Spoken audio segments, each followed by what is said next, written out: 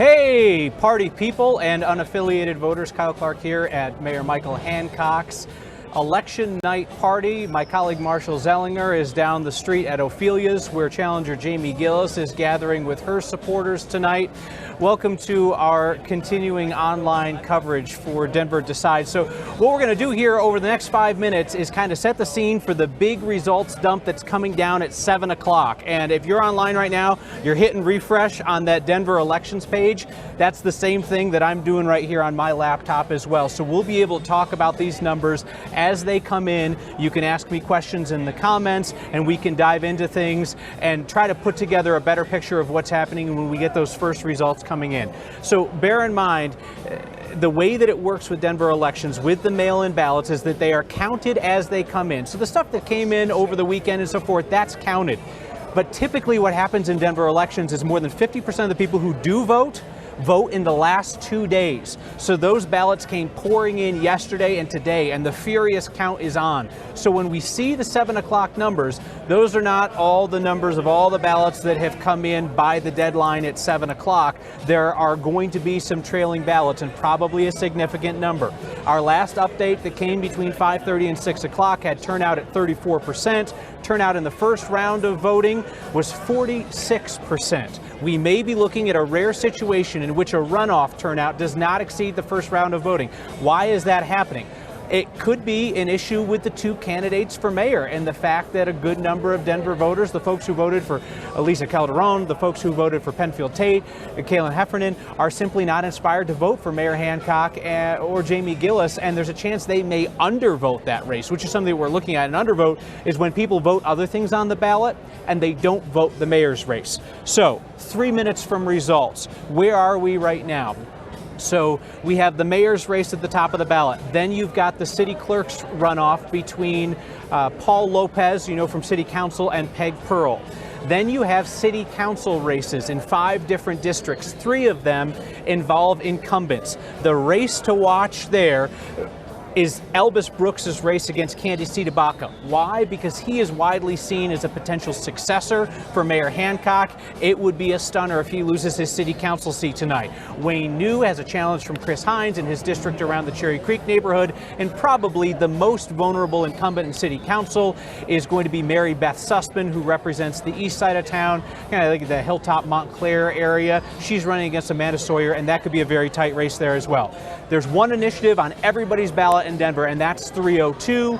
That is the one that has been pushed by developer Kyle Zeppelin, who's a prominent backer of Jamie Giellis, and others, former Governor Dick Lamb among them, and that would require that Denver voters vote anew to approve any taxpayer money for a Denver Olympics. It looks like that dream has largely died right now. Salt Lake City's taken the 2030 bid for America anyway, but if 302 passes, that really hamstrings the state of Colorado and Denver in chasing an Olympic bid, because it forces them to do it with taxpayer money only if they can get an approval from Denver taxpayers.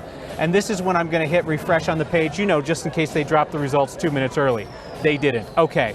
Let me take a quick look here on Facebook to see if anybody has any questions for us as we get started here. Appreciate you being with us. Our plan is to be on at least until 7:05 here. The results should drop at 7 o'clock and maybe a minute or two after that. But that will give us our first look.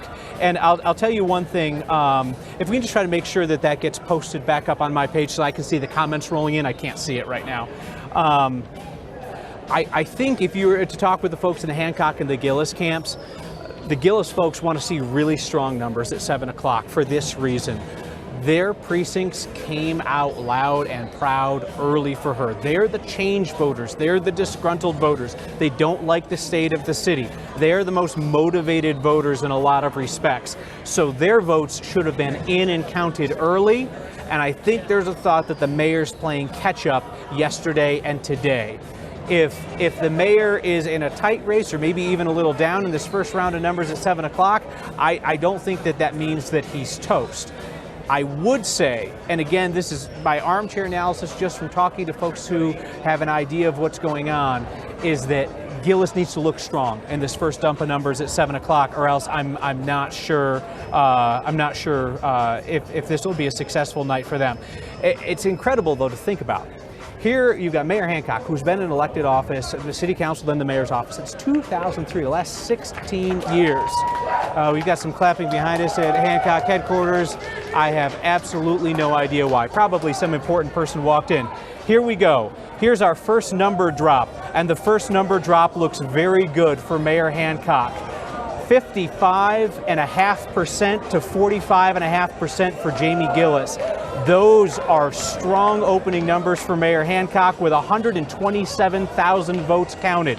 For some perspective, if turnout holds from the first round of voting, that was 185,000. We could see it steady. We could see a slight drop off. There's a chance that it exceeds 185. So with 127,000 votes counted, a 10-11 point lead for Mayor Hancock. That is remarkably strong. Moving to the clerk and recorder's race. This one is tight in the early drop of ballots. 114,000 counted there, so it's a slight undervote. More people voted in the mayor's race than in the clerk's race. Peg Pearl holds a tight 1 percentage point lead over Paul Lopez, 50.5 to 40.5. Let's go through those council races now, starting with the ones involving incumbents. There are the races. There's the mayor's race on the big board here at Hancock headquarters. They like the looks of a 10-point lead at 7 o'clock in the first dump of numbers. Our political analyst Floyd Cerulli, who's a long history of polling in Colorado, is looking at these numbers just as we are looking at these numbers. He will let us know when he is comfortable calling the race, and we'll pass that along to you. Let's look at the contested council races in which there's an incumbent. Mary Beth Sussman down big to her challenger in this first dump of numbers, 58 to 41%. That could signal that the night is pretty well over for Councilwoman Mary Beth Sussman. Here's the intriguing situation in Council District 9. This is Elvis Brooks' race against Candy Tabaka, the avowed socialist looking to take down the most prominent voice on council. Elvis Brooks trails in the early returns, 50.5 to 49.5. Now bear in mind, this is a council district, far fewer votes being counted, shy of 12,000 votes counted in District 9. And in District 10, Cherry Creek and the surrounding environs, Chris Hines leads the incumbent, Wayne New, 50 to 49. And actually it's tighter than that. They're separated by about 0.3%, so essentially tied there. An overwhelming majority for Initiative 302. That is to require Denver taxpayers be able to vote on any Olympic spending. Yes leads no, 80 to 20. An overwhelming majority saying that Denver taxpayers should have the right to vote on spending on the Olympic Games. I'm going to attempt to do a refresh here so I can pull in some of your questions if I'm able to see it. Hopefully things are posted over there at this point. And there we go. Apologies. Thank you for bearing with me here as we look at this. So our main headlines that come out of those 7 o'clock numbers are our initial numbers. All right, 127,000 votes coming in. I'm expecting somewhere in the neighborhood of north of 170,000, maybe like 170 to 190,000. But Mayor Hancock holds a strong 10-point lead at this point. You really could not envision a better situation for Mayor Hancock at this point than what we see there, because of the fact that Jamie Giellis' voters were motivated to get out early and to stay ahead of this. Also going to check Twitter to see if anybody has questions about what we're seeing at this point. Initiative 302, seeing margins like Initiative 301. That was the urban camping ban, in which Denver voters overwhelmingly said that they wanted the urban camping ban to stay. They were not interested in the possibility of park curfews and other things being lifted, which would allow people who are homeless to stay on public spaces for indefinite amounts of time. Taking a look at the comments and trying to sort through your, well, let's face it, your usual trolling. I think if you were to look at the Mayor Hancock's campaign over the last couple of weeks, went astonishingly negative on Jamie Giellis, with those ads that questioned whether or not she was racially insensitive for the way that she handled some public comments, blanking on the name of the NAACP, not doing a terrific job outlining the mission of that organization, and then some questionable social media posts from back in the day.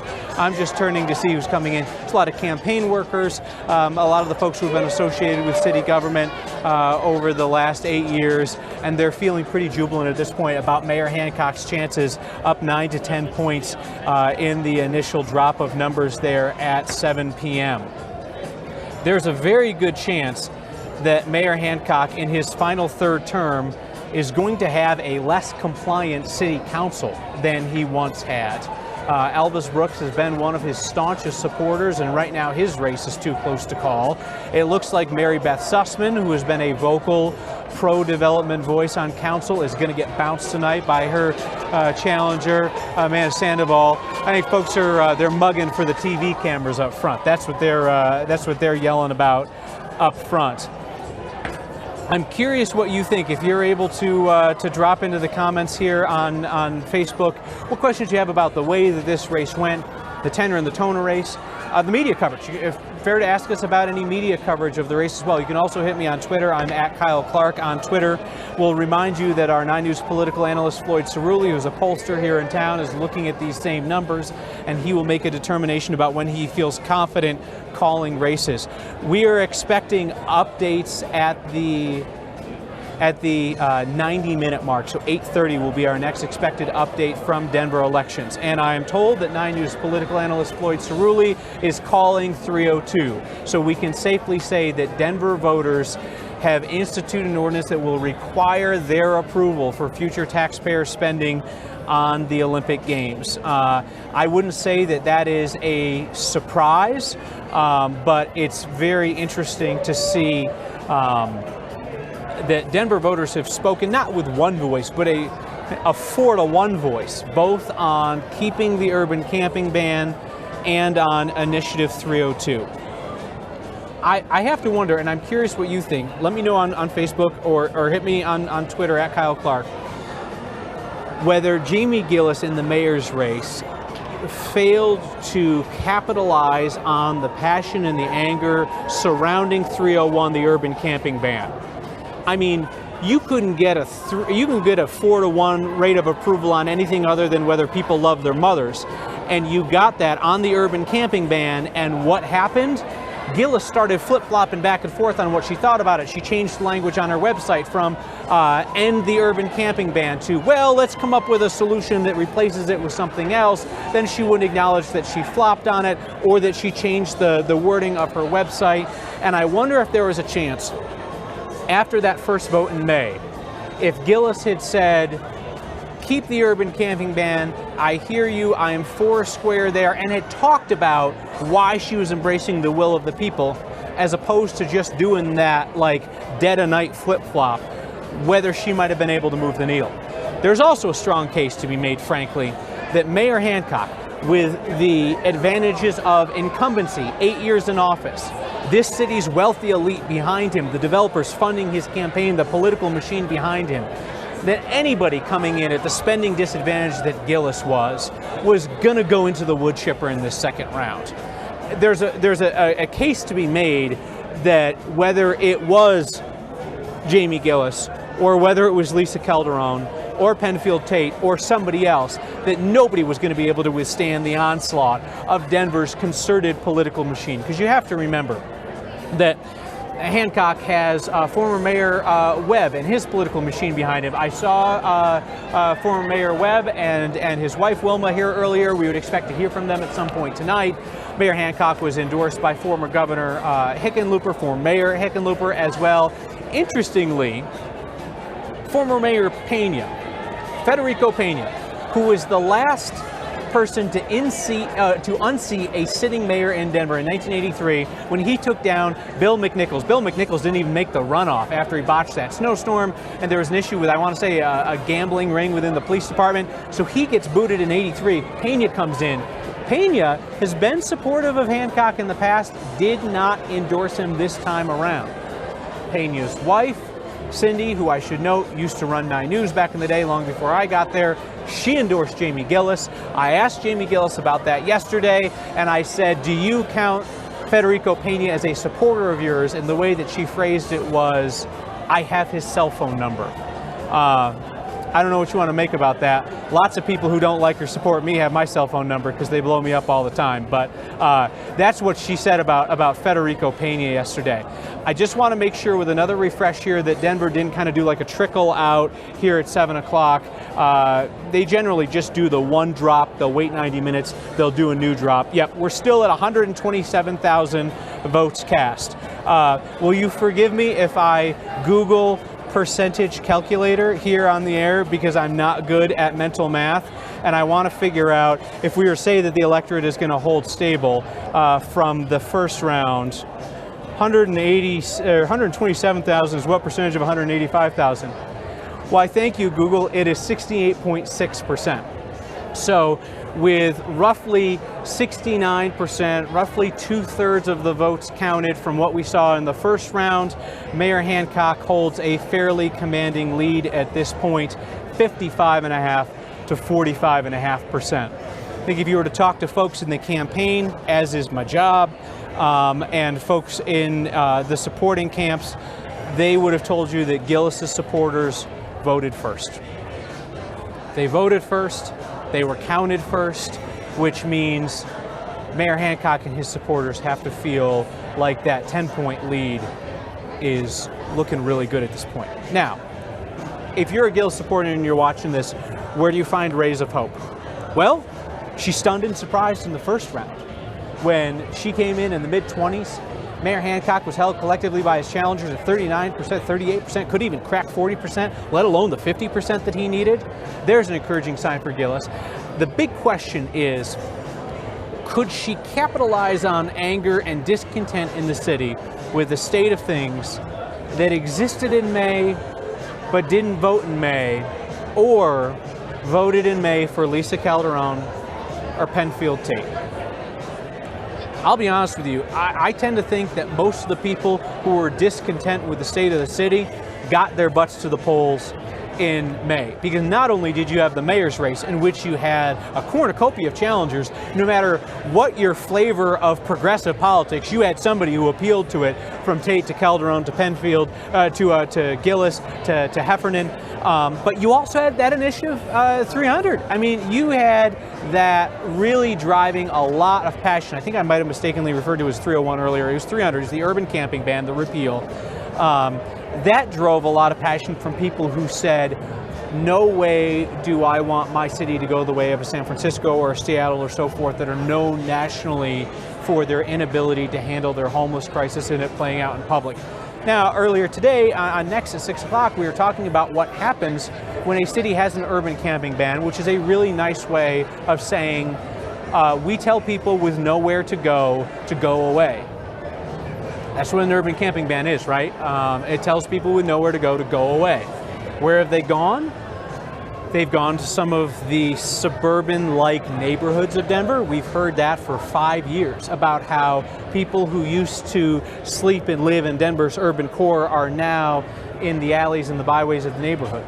They've also left Denver entirely and gone to Inglewood, gone to Aurora.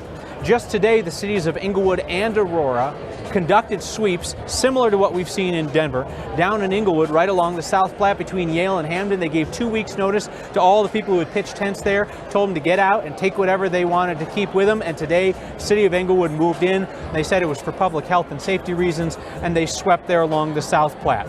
We also saw that in Aurora today, along 70. I believe it was near either Airport or Tower. They were also doing sweeps out there, and you have to imagine at least some of the people who had nowhere to go in Denver moved there to Aurora and Inglewood. So Denver has decided to make its problem everybody else's problem. They'll also tell you they're doing a number of things to try and reach out to people in our community who are homeless. Clearly, I think anybody with 2 eyes and 2 brain cells knows that those efforts aren't going terrific. And Mayor Hancock would acknowledge that, and his challenger, Jamie Giellis, has certainly stressed that as well. Going to dive into your comments here, which is a dangerous proposition anytime and every time. Appreciate Chris Hunt pointing out that he puts honey on his toast. That's helpful.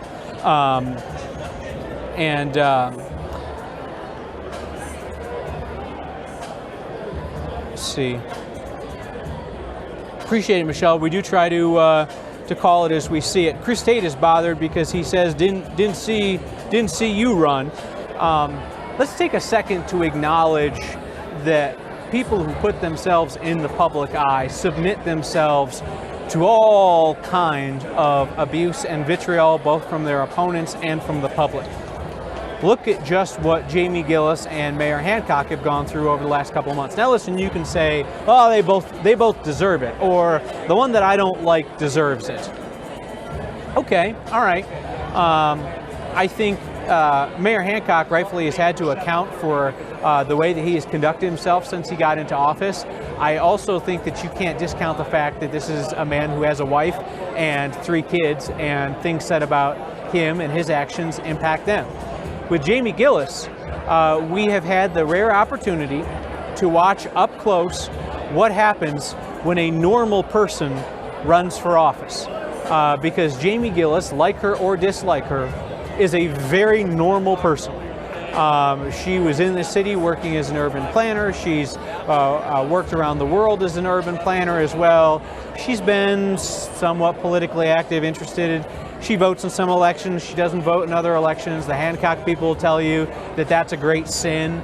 I'll be honest with you, if voting in every election is a requirement for running for elected office, most of you can't run. But you can decide as voters whether or not that's disqualifying. But what we've seen is her every social media post scrutinized by the media and her opponents, her every utterance scrutinized, and she'll be the first to tell you that she's not a politician, she's not polished, she doesn't always think like a politician. But where that gets her in trouble is when she changes positions and doesn't acknowledge, like a normal person would, oh, heck yeah, I changed my mind on that, or I changed the way I'm talking about that, and let me tell you why. Politicians learn how to do that. I also think most of us in everyday life learn how to do that. It's when you're getting into that starter politician mode, and you got a bunch of people yakking at you from every angle, that you might not be as forthcoming as you want to be. We've watched Jamie Giellis become a much more polished campaigner and politician, if you want to say so, throughout this race. Appreciate Jeannie Hope weighing in. This guy is such a liberal hack, fake newsman. Jeannie, if you want to come back in the comments with anything substantive that we can discuss, we can have a conversation about that. But if you just want to do the slogans, I can't help you, Jeannie. Stephanie Sneyer says Jamie has become a puppet to Tate and Calderon. She's had a real tightrope because she immediately sought and received the endorsements of Penfield Tate and Lisa Calderon. One underreported story, and I'm blaming myself as much as anybody else on this, is I don't think it's been reported whether Hancock sought the endorsements of Lisa Calderon and Penfield Tate. We knew that Jamie did. Now listen, Lisa Calderon, she sued Mayor Hancock. I mean, she's been one of his most vociferous critics. Penfield Tate, he's a guy who supported Hancock in previous runs for office. So I could have seen a scenario where Penfield Tate, if he didn't endorse Hancock, might have at least been convinced to stay out of this second round. But yet both Tate and Calderon lined up between Giellis, and that allows people to ask, well, what did you promise them? And she says, I promised to listen, and I promised to incorporate their ideas. Okay, that's fair. Then we learned that Jamie Gillis' main financial backer, the developer Kyle Zeppelin, he and his wife stepped in with some of their associated, I think it was LLCs, and dumped $15,000 into cleaning up Lisa Calderon's campaign debts. It's right and fair to ask questions about that. Is that pay to play or a payback? The Zeppelin said, no, we appreciate anybody who helped to push Mayor Hancock into a runoff, and this was in appreciation for Calderon's campaigns and her contributions to the civic discourse. It's a fair question to ask. What did Calderon and Tate get in return? They got influence for sure. There's nothing inherently wrong with influence if it's not being traded for something of value. If it's simply, you guys had good ideas, you also opposed the mayor, come on into the room and game plan with me on how we can beat the mayor. That's fair. If it's more than that, that could be trouble. Joseph Peters says, yes, Giellis missed it as far as I'm concerned. She has no answers. Joseph acknowledges he works with the Colorado Coalition for the Homeless. Well, Giellis didn't have no answers. I mean, you can say that her answers were not fully fleshed out to your satisfaction, or they were not comprehensive enough, they were not fulsome enough. It's not that she had no answers, but you can certainly take issue with the fact that you didn't think that her plan was as fleshed out as somebody like Mayor Hancock, who has been in the system, who knows the system, who can rely on the city's departments to outline a plan of action. Yes, he had some campaign priorities, but he also largely was saying, this is what we've done in the city, this is what we plan to do. That was kind of baked in there for him already. Michelle Owen says, I thought the ban on homeless in parks was already approved. It's not a ban on homeless in parks, Michelle. There are park curfews, which keep people from sleeping in parks. There's Denver's urban camping ban, which applies to other public spaces. And with Initiative 300, Denver voters by a 4-to-1 margin reaffirmed the fact that they wanted to keep that urban camping ban. Kevin Bateman says, I don't want to stream this. How does one watch on TV? Kevin, you are watching our digital coverage here online. We are not currently on the air. We may break in if there's a major call, but for now, here online is where we're able to have that conversation. Christy Cooper. Jamie stumbled. It's really too bad. So it sounds like Christy's somebody who was at least sympathetic to voting for Giellis. The NAACP disaster and her back and forth on 300. So the NAACP disaster, as Christy refers to it, that flub was when Jamie Giellis could not readily recall what the initialism NAACP stood for, the National Association for the Advancement of Colored People. She was asked this on Brother Jeff's Facebook show.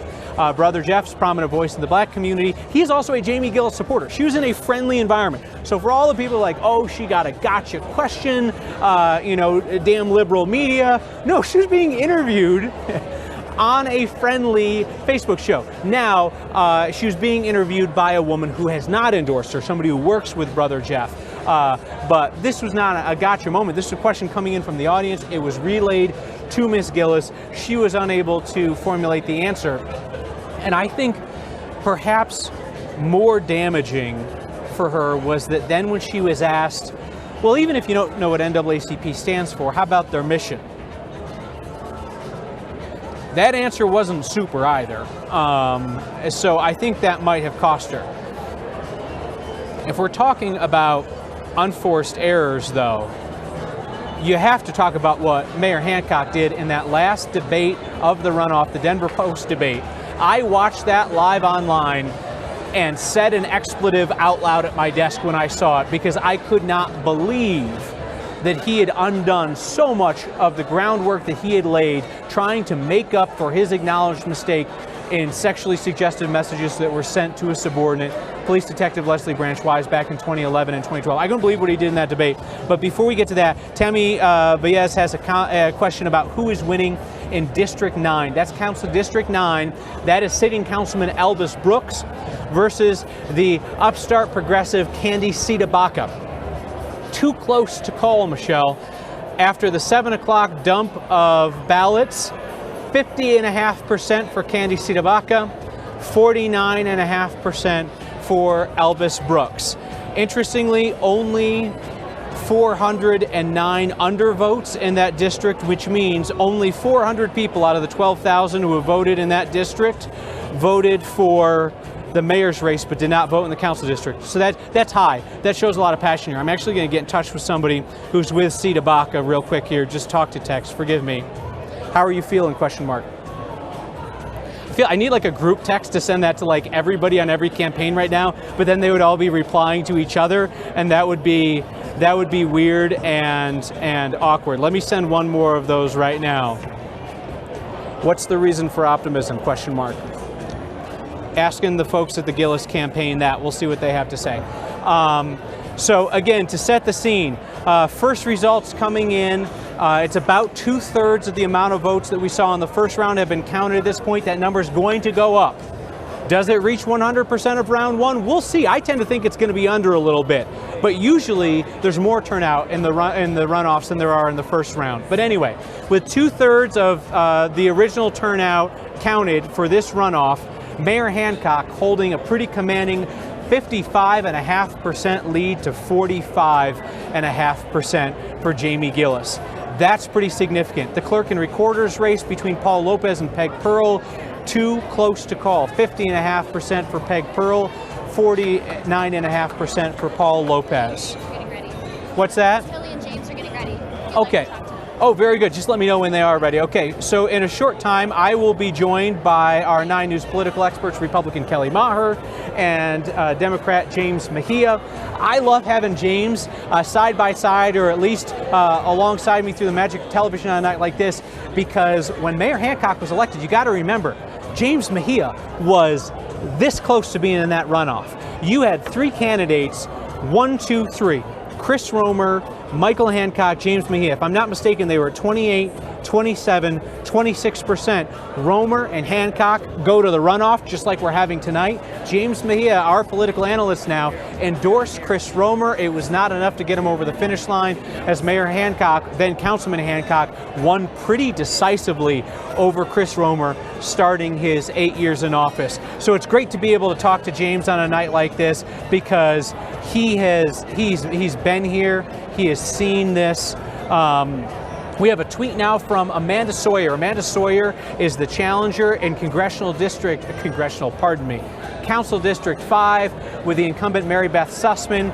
Amanda Sawyer holding a significant lead in the first round of votes released at 7 o'clock. And she says minutes ago, our campaign had a simple goal to lift up the voices of our neighborhoods without accepting contributions from big developers. Outspent 7-1 in the runoff. We proved the soul of our city isn't in pockets of big developers, but in the hardworking people who live there. That is pretty much a victory announcement from Amanda Sawyer. It looks strongly like she is headed on to council, replacing Mary Beth Sussman. Just taking a quick look, again, our 9 News political analyst Floyd Cerulli has called Initiative 302 passing. That is the anti-Olympics measure that will require Denver to go back to taxpayers to ask for approval if they want to use taxpayer money on an Olympic bid.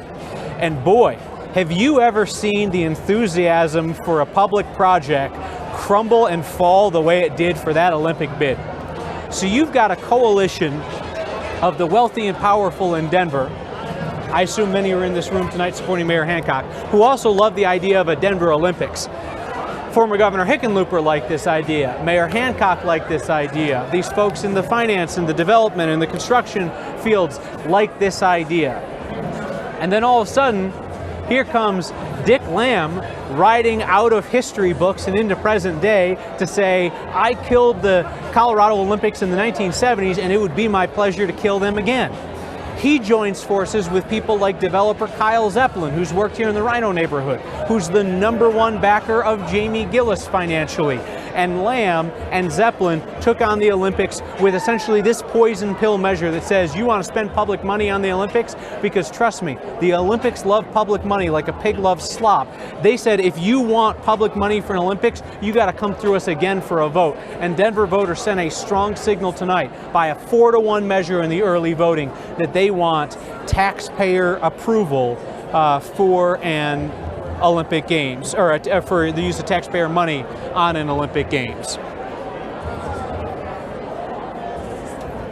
Cindy Runberg, I'm killing her name. Do I have a water? I'm dying. I'm sorry.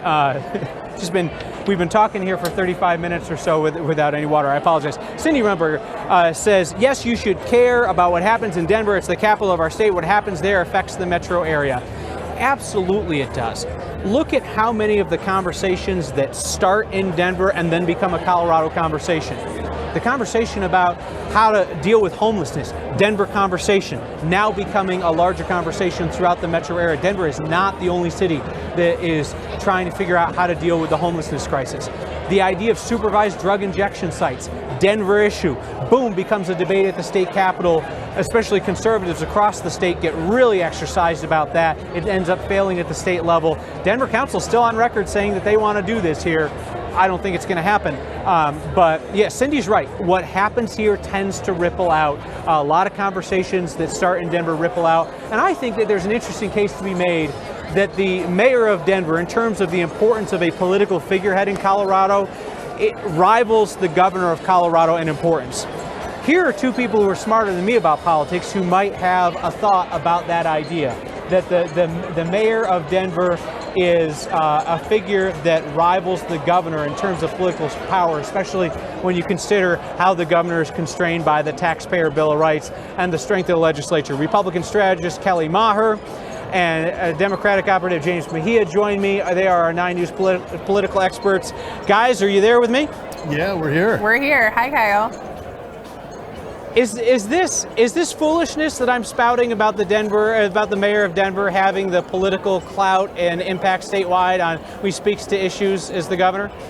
Oh gosh, I think so. I mean, you're looking at the lead of the metro area that gets to set his own budget. Not even the governor gets to set his own budget. And when you have the resources of a place like Denver, you can drive policy with that budget. So absolutely, I don't think that's overstating the case at all. Yeah, I mean, I think ultimately it certainly is a very powerful position. It is differently powerful than the governor, but in terms of actual decision making and budgeting, I think James is exactly right. It is a very, very powerful position. And in addition to that, it does set the tone then for the rest of the state. Because oftentimes, particularly if you talk to people who are kind of in the outside of the Denver metro area, they feel that they are often doing politics in response to that which happens in the Denver metro. Yeah. Are you guys surprised at where we stand now in this first drop of votes at 7 p.m. That Mayor Hancock is up 10%? And am I correct in thinking that Giellis voters were probably motivated to vote first? The late votes in the May election actually were more progressive votes. Remember that those were the votes that put mushrooms over the top. They were the votes that helped Candy C. DeBaca get really close to Elvis Brooks. So I think you've got to watch a little bit. I think that number will tighten, but only by a point, maybe a point and a half. I had Hancock winning this with 53%. One of my friends said, if you take on an incumbent, it's got to be a knockout punch. And the question is, did Giellis deliver that knockout punch? And I think the voters are telling us that she did not. I am more surprised than my counterpart, James. I'd heard numbers were much closer than that, but that was prior to the series of gaffes. And then it seemed like ultimately people just decided to go with Hancock, which is not necessarily a bad thing, because I'd heard several times the devil we know is better than the devil we don't know. When we were talking about Jamie potentially changing her position on some things, those things that people were most concerned about. But I think that Mayor Hancock certainly now needs to take a hard look at the people who are frustrated with the direction of Denver, because this is not a mandate for him. This is a question of who lost less, not who actually won tonight.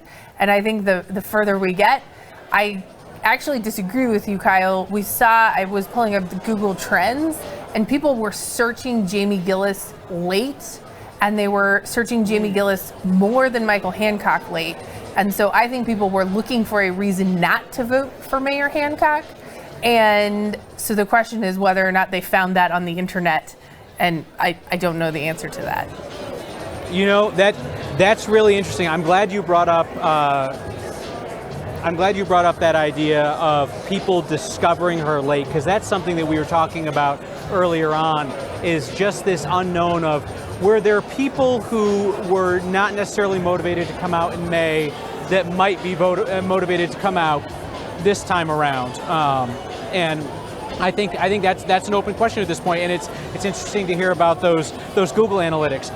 To the point of whether or not the mayor has a mandate, one of the most surprising things to me down the stretch, I have asked Mayor Hancock variations of the same question at least 3 times, and I'm surprised every single time that he tells me that the number of voters who have registered dissatisfaction with his style of leadership and the state of the city does not shake him one bit, will not change a thing that he does, will not cause him a moment of reflection. James, I am blown away every time he says that. I'm blown away too. I actually consider this to be a rebuke of how the city is being run. A two-term mayor going into another election only having 55%. I think, Kelly, you said who lost less. That's not exactly the resounding thunder you want going into a third term. Even if you look at someone like Webb, who I think was delivered a rebuke in a May election, by the time June rolled around, he had a lot of momentum going for his plans. I would hope that Hancock and the Hancock administration take a hard look at how things are going on some of the more controversial issues, and play a little bit of catch up, frankly. We've got some very serious issues out at the airport. We've got some very serious issues with regard to transportation, keeping up with the development. You've got some very serious issues with regard to the tone and tenor within city government. And, I got to tell you, I mean, there are two things that consistently dogged the mayor throughout this campaign. One were the issues around sexual harassment. And Kyle, you pointed out how in that final debate was probably one of the worst answers you could come up with on the issue of sexual harassment. It almost seemed like he wasn't taking it as seriously as it should be taken, especially in today's environment. Can I jump in and ask something just real quick? And I would love to hear from both of you on this. It would appear that Mayor Hancock is headed for re-election despite the fact that he suggested that he did not sexually harass a subordinate when he sent her sexually suggestive texts because she was going back and forth with him. And as recently as yesterday, the mayor would not acknowledge to me that when an employer makes sexual advances on an employee, that is sexual harassment. He retreated to, well, my attorneys tell me that those particular texts were not. Here's my question to both of you. Even if he's reelected mayor tonight, has he disqualified himself in the eyes of Democrats on a state or a nationwide level for a bigger position, a higher stage, because he simply cannot come to grips with his own behavior and what is sexual harassment? You want to? I mean, we're ready for this. We've been talking about this. So, yeah, so you want to? Like you, Kyle, you were not the only one who shouted an expletive at the screen. And I, despite the fact that I'm a Republican, and so I don't actually like any of the choices for mayor particularly well, that was a deeply, deeply offensive, blame the victim she was asking for it kind of answer that offended me as a woman. And I appreciate him trying to walk it back the next day, but it's very hard because for people who have been watching this pattern, it seemed like he was finally just being honest about what he believed. And that was a very tough thing to watch. And I hope that the entire administration looks at that differently. And, and we've seen it, it's not just in his office. We've even seen his appointees being let go under a cloud of suspicion for the same thing within the last month. And they were hoping that it wouldn't break before the election. And so I am surprised. One of the other reasons I'm surprised that the spread is what it is right now is because, quite frankly, I think a vote for any of the other three in the last round I can't imagine somebody who voted for any of the other three then affirmatively casting a ballot for Hancock, because it did feel like that was a rebuke particularly of that. Yeah. Okay, let me jump back in though. I want to refocus on the question though. Yeah, no, I think he's toast. Would he be considered for a higher office beyond Denver mayor, or in the age of Me Too, in which Democrats nationally have been trying to clean this out of their party? Are people going to say not interested? What do you think? I think he's done. I can't see what the path is for him. Yeah, Kyle, I agree. Until And unless he acknowledges that sexual harassment, it's really hard to see in a larger environment that he makes a successful run for electoral politics again.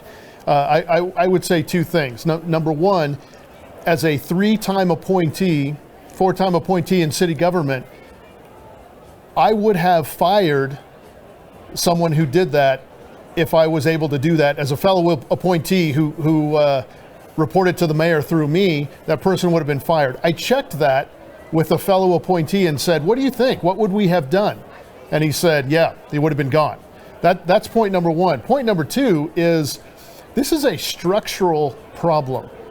With statutory rape of a 15-year-old child, the relationship is, it doesn't matter what the 15-year-old said or did or was willing to do or said they were willing to do. By virtue of the structure, by virtue of the relationship, that indeed is statutory rape. Mm-hmm. I would say the same thing is true in city government with regard to sexual harassment. By virtue of the relationship, you can't say it's not sexual harassment. The relationship exists, and I don't think you can get away from that. To have that dog you in any future campaign, in any future electoral politics, I think that's insurmountable in an environment like Colorado. The power dynamic was there. I'm sorry. Go ahead. I just said the power dynamic was there. He is the mayor, and just like James said, if in any other position he would have been fired. But this was really the voters' opportunity to fire him, and they declined to. But the question is, I go back to my previous statement, which is I don't think anybody wins tonight. It's just a question of who loses less. So one thing that I brought up in my conversation with the mayor yesterday is here we are in a thriving city with great opportunities and great issues. And what are we talking about? We're talking about his misbehavior from 7 years ago that he has apologized for again and again and again and again. And I know Giellis tried to make it an issue. Do you guys share the view that it was a relatively small issue until he got angry about it and slammed down that mic and blamed the victim, and now all of a sudden it's an issue? Or do you think it was bound to be the big issue the entire time?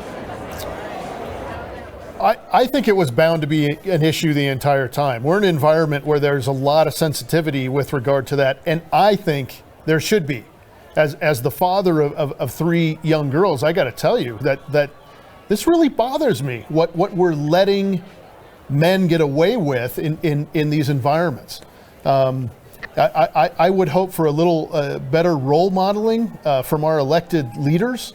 That genuinely causes me concern about who my kids are looking to,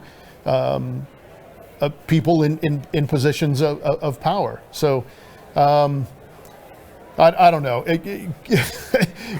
This is a tough one for me because I put myself in the shoes of someone who has to manage people, and in the environment where you are the steward of city resources, I think you have to be beyond reproach, and I think we gave him a pass, and I think it's a very slippery slope and a dangerous thing to do. Yeah, and ultimately, yes, it was going to be the conversation because it is the conversation nationally, and it's still one that we're having over and over and over again because we haven't come to any kind of real conclusion.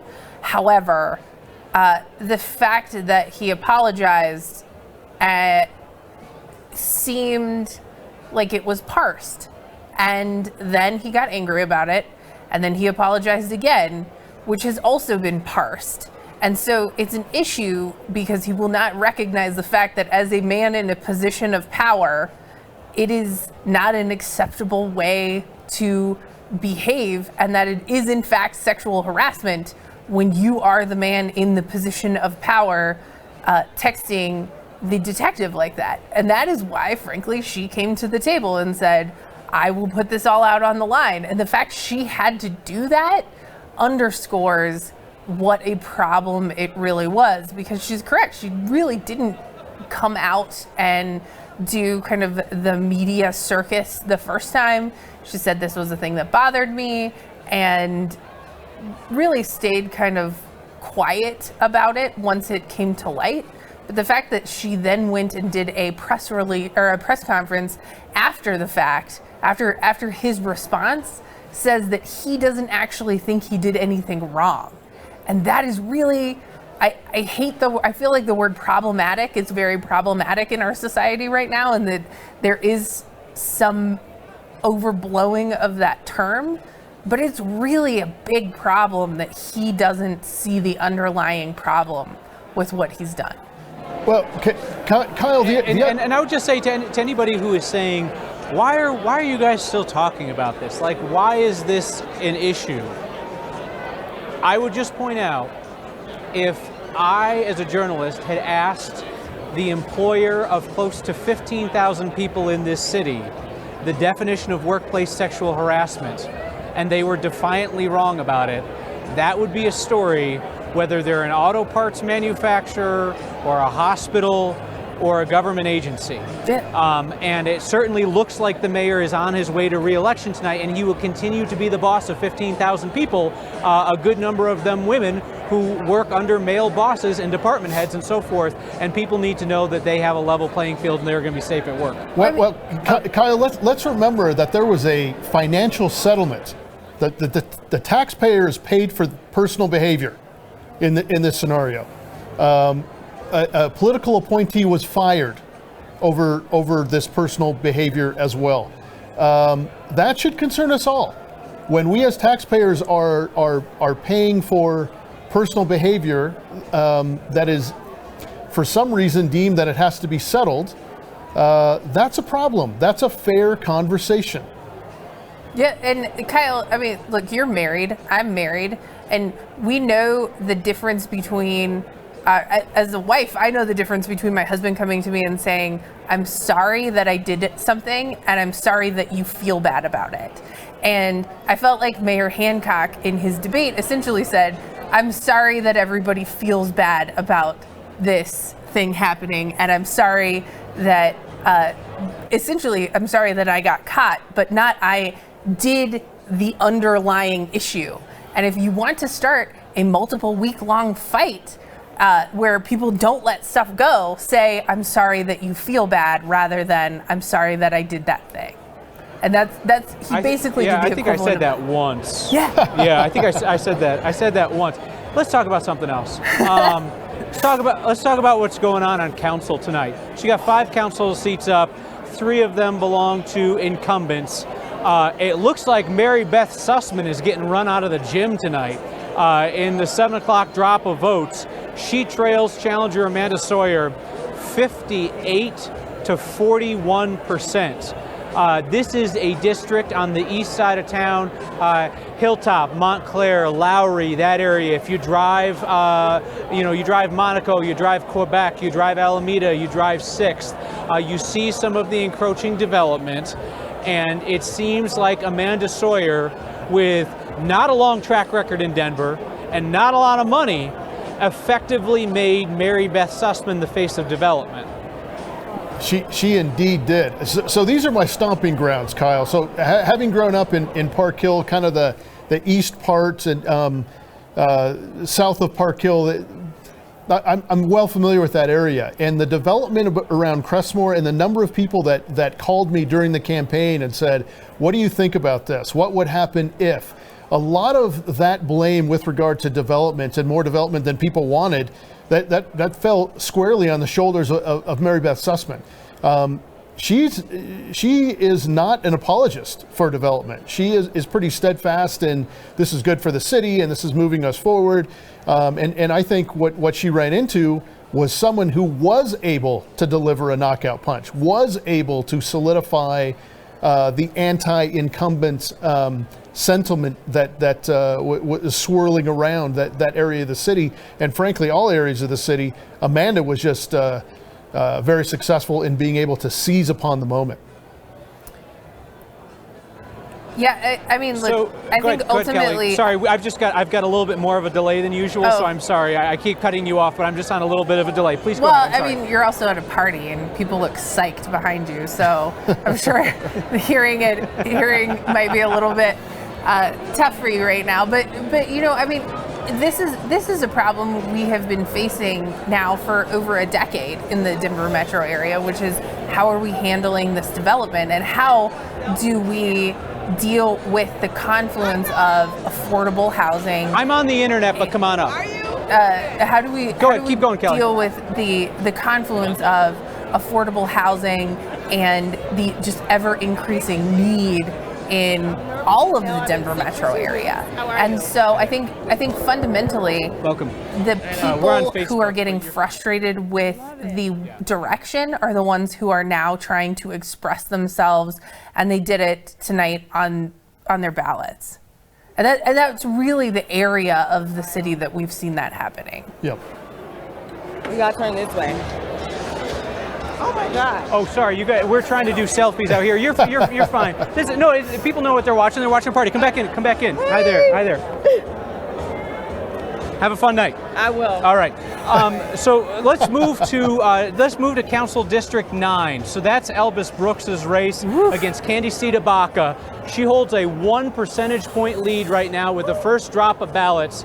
Okay, I'm fascinated by this race because you have two fascinating, compelling people who are so passionate about their community and could not disagree more about where Denver is headed and what to do about it. You have Elvis Brooks, who sees eye to eye on the mayor with a lot of things. I think the thought is that he's probably the heir apparent, wants to run in 4 years to become mayor. And you've got Candy Tabaka, who is a progressive activist. She is a true believer, left of left, and would love to see some foundational change in the way this city operates. She's somebody who, if you're not familiar with her, reminds me a lot of Alexandria Ocasio-Cortez, not just because they're both talented young women of color, but because they are avowed socialists who truly believe that it's no longer a dirty word in America, and they want to lead from the far left. And she is basically neck and neck with Elvis Brooks. What do you guys make of this race? Wow. So Kyle, this is my district, but I'll say a couple things. Number one, in the last 10 days, committees supporting Candy Tabaka sent out 3 mailers. I didn't receive any from the Brooks campaign in the last 10 days. I got some a little bit before that, but the most recent mailers came from those supporting the Tabaka campaign and came really hard. Good-looking mailers, professional mailers, for someone who was running so far from the left. And if there's any criticism on those candidates traditionally, it's been that they haven't been able to get to the mainstream. Her literature is very mainstream. Her literature is very sharp. It looked great. It was very compelling.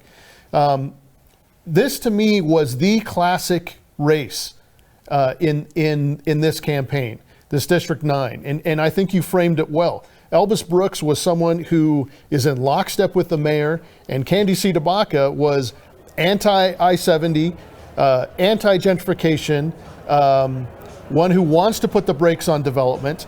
This was the classic Denver question this time in District 9, and I think the fact that it is so close shows the struggle on the questions that we're having in the city right now.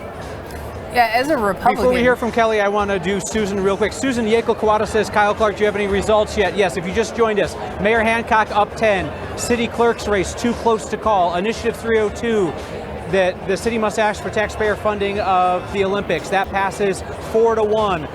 Incumbent Councilwoman Mary Beth Sussman down big.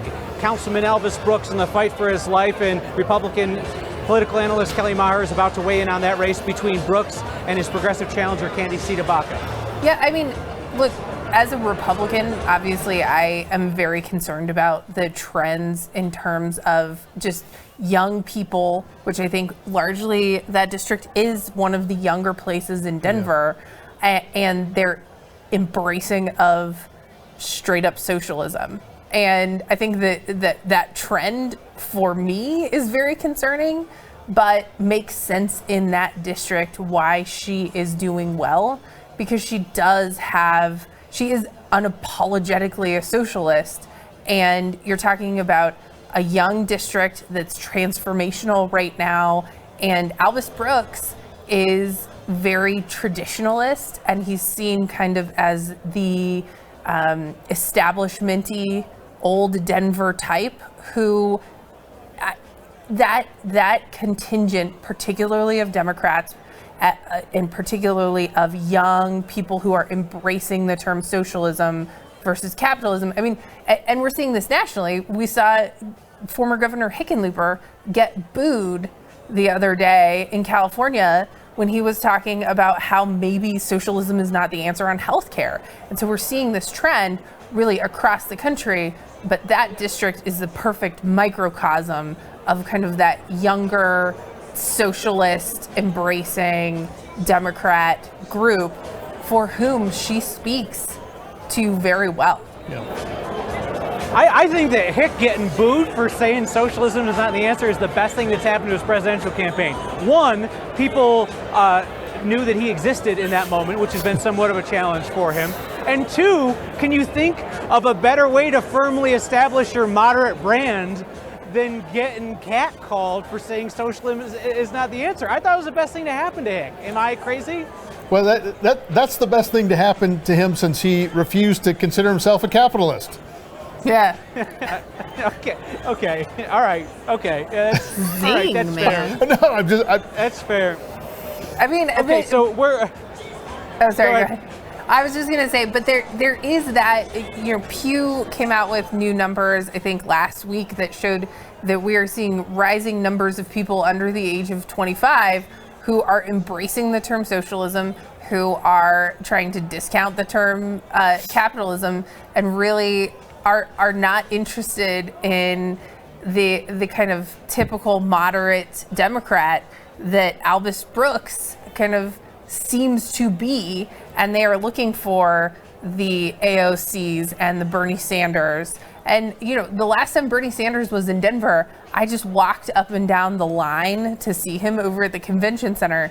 And the young people who were there, who had very strong opinions about basically a complete restructuring of our entire national economy, they're fired up.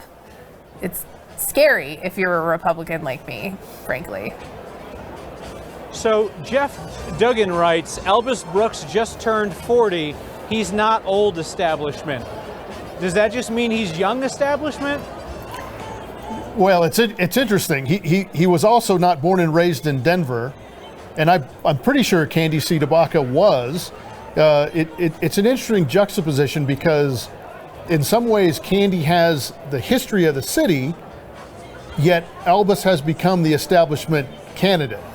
And when I say old establishment, what I mean is kind of the Webb to Hancock to there is it's not old as in he is old. It is old as in it has been a long-running theme of Denver city government since I was in elementary school. Because I remember when I was in elementary school, the people with the Mayor Webb tennis shoe signs, and it's the same crowd, and that is kind of the old Denver political establishment, which has done some amazing things for Denver, but she has been running counter to that. Yeah.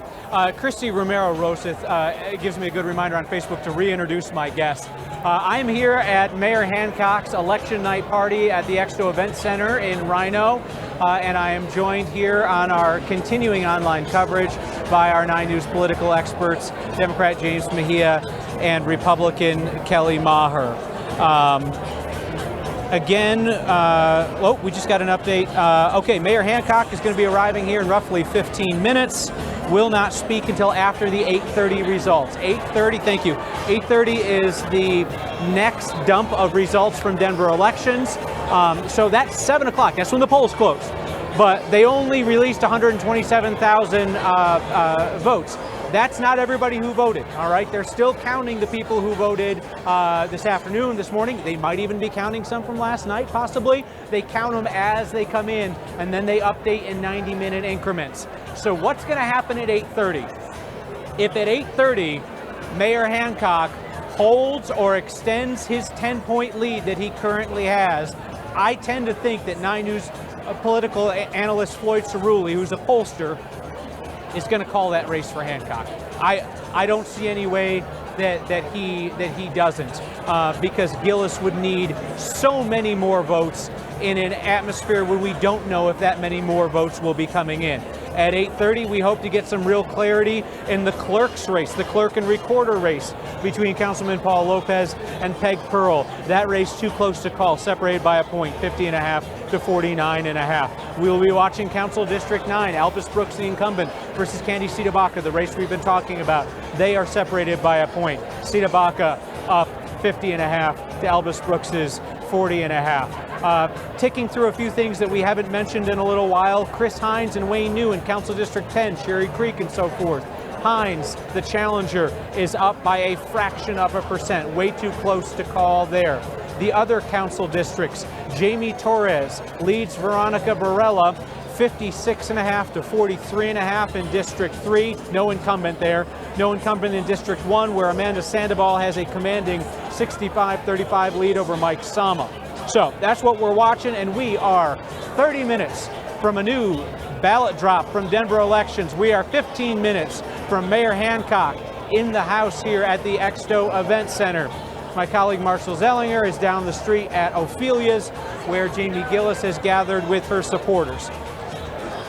Republican expert Kelly Maher, Democratic expert James Mejia. Assuming that Mayor Hancock indeed is reelected tonight, did he win the race? Did Jamie Giellis lose the race? Wow. I mean, I always think that an incumbent has the bully pulpit and the leg up, and it's their office to lose. I would not consider this a resounding victory. I would consider this a time to reflect and look at what needs to take a different direction. I think Hancock did start some of that. He talked about a new Department of Transportation. He talked about a new Department of Housing. He talked about moving some things out of economic development into their own department with regard to development. It'll be interesting to see what he does differently, but clearly all of Denver is not with him and his plan. Yeah, I mean, Kyle, I think you were the one who pointed out correctly in the last race that mushrooms got more votes than Mayor Hancock. And so this is not, regardless of who wins tonight, and it does look like Hancock is going to win re-election, this is not a mandate for him. This is an opportunity, hopefully, for him to humbly look at what a third term needs to be and to recognize that there is arguably a plurality of Denverites who feel that the city is headed in the incorrect direction, hence the fact that we are here in this situation in the first place. And so this isn't a question of who wins. This is a question, as I said earlier, of who loses to a lesser degree. And it's hopefully an opportunity for him to recalibrate and look at what people have been upset about thus far. Okay, but I mean, you've been critical of the mayor. I mean, James, you've been critical of the mayor. I mean, my job as a journalist has been to be critical of everybody. Everybody thinks I hate Jamie. She's delightful. Everybody thinks I hate the mayor. Anybody who's met him knows he is the most amicable guy alive. But here are three people who all in different ways, from different perspectives, have critiqued the current administration. And I've asked him, is any of this humbling? Do you learn anything from all of the people who voted against you here? You guys have both said it's not a mandate. Does it matter? Because if he wins, he wins. And I know, sure as you know what, that he doesn't care what I think. And I don't know that he cares what you guys think. So does it matter that it's not a mandate? Well, he definitely doesn't care what I think. And me for different reasons, but I mean, fundamentally, the question isn't necessarily what the three of us think. The question is what Denverites think. And should be an eye-opening experience for him. But then I think the question is what's next? And basically this race tells me that he's going to have a very hard time coming up with whatever the next step is. You know, he's been discussed in the past as a potential Senate candidate, a potential gubernatorial candidate. And I mean, quite frankly, that doesn't seem to be likely given the nature of this race. And yes, there's this weird dichotomous thing with the voters where they have both very, very short and very, very long memories. And it somehow happens both things. We live in a Twitter universe where people move on from the latest story within a few minutes. But the question is, when you have something like he had on that debate answer, is that something that is fundamentally revealing about character?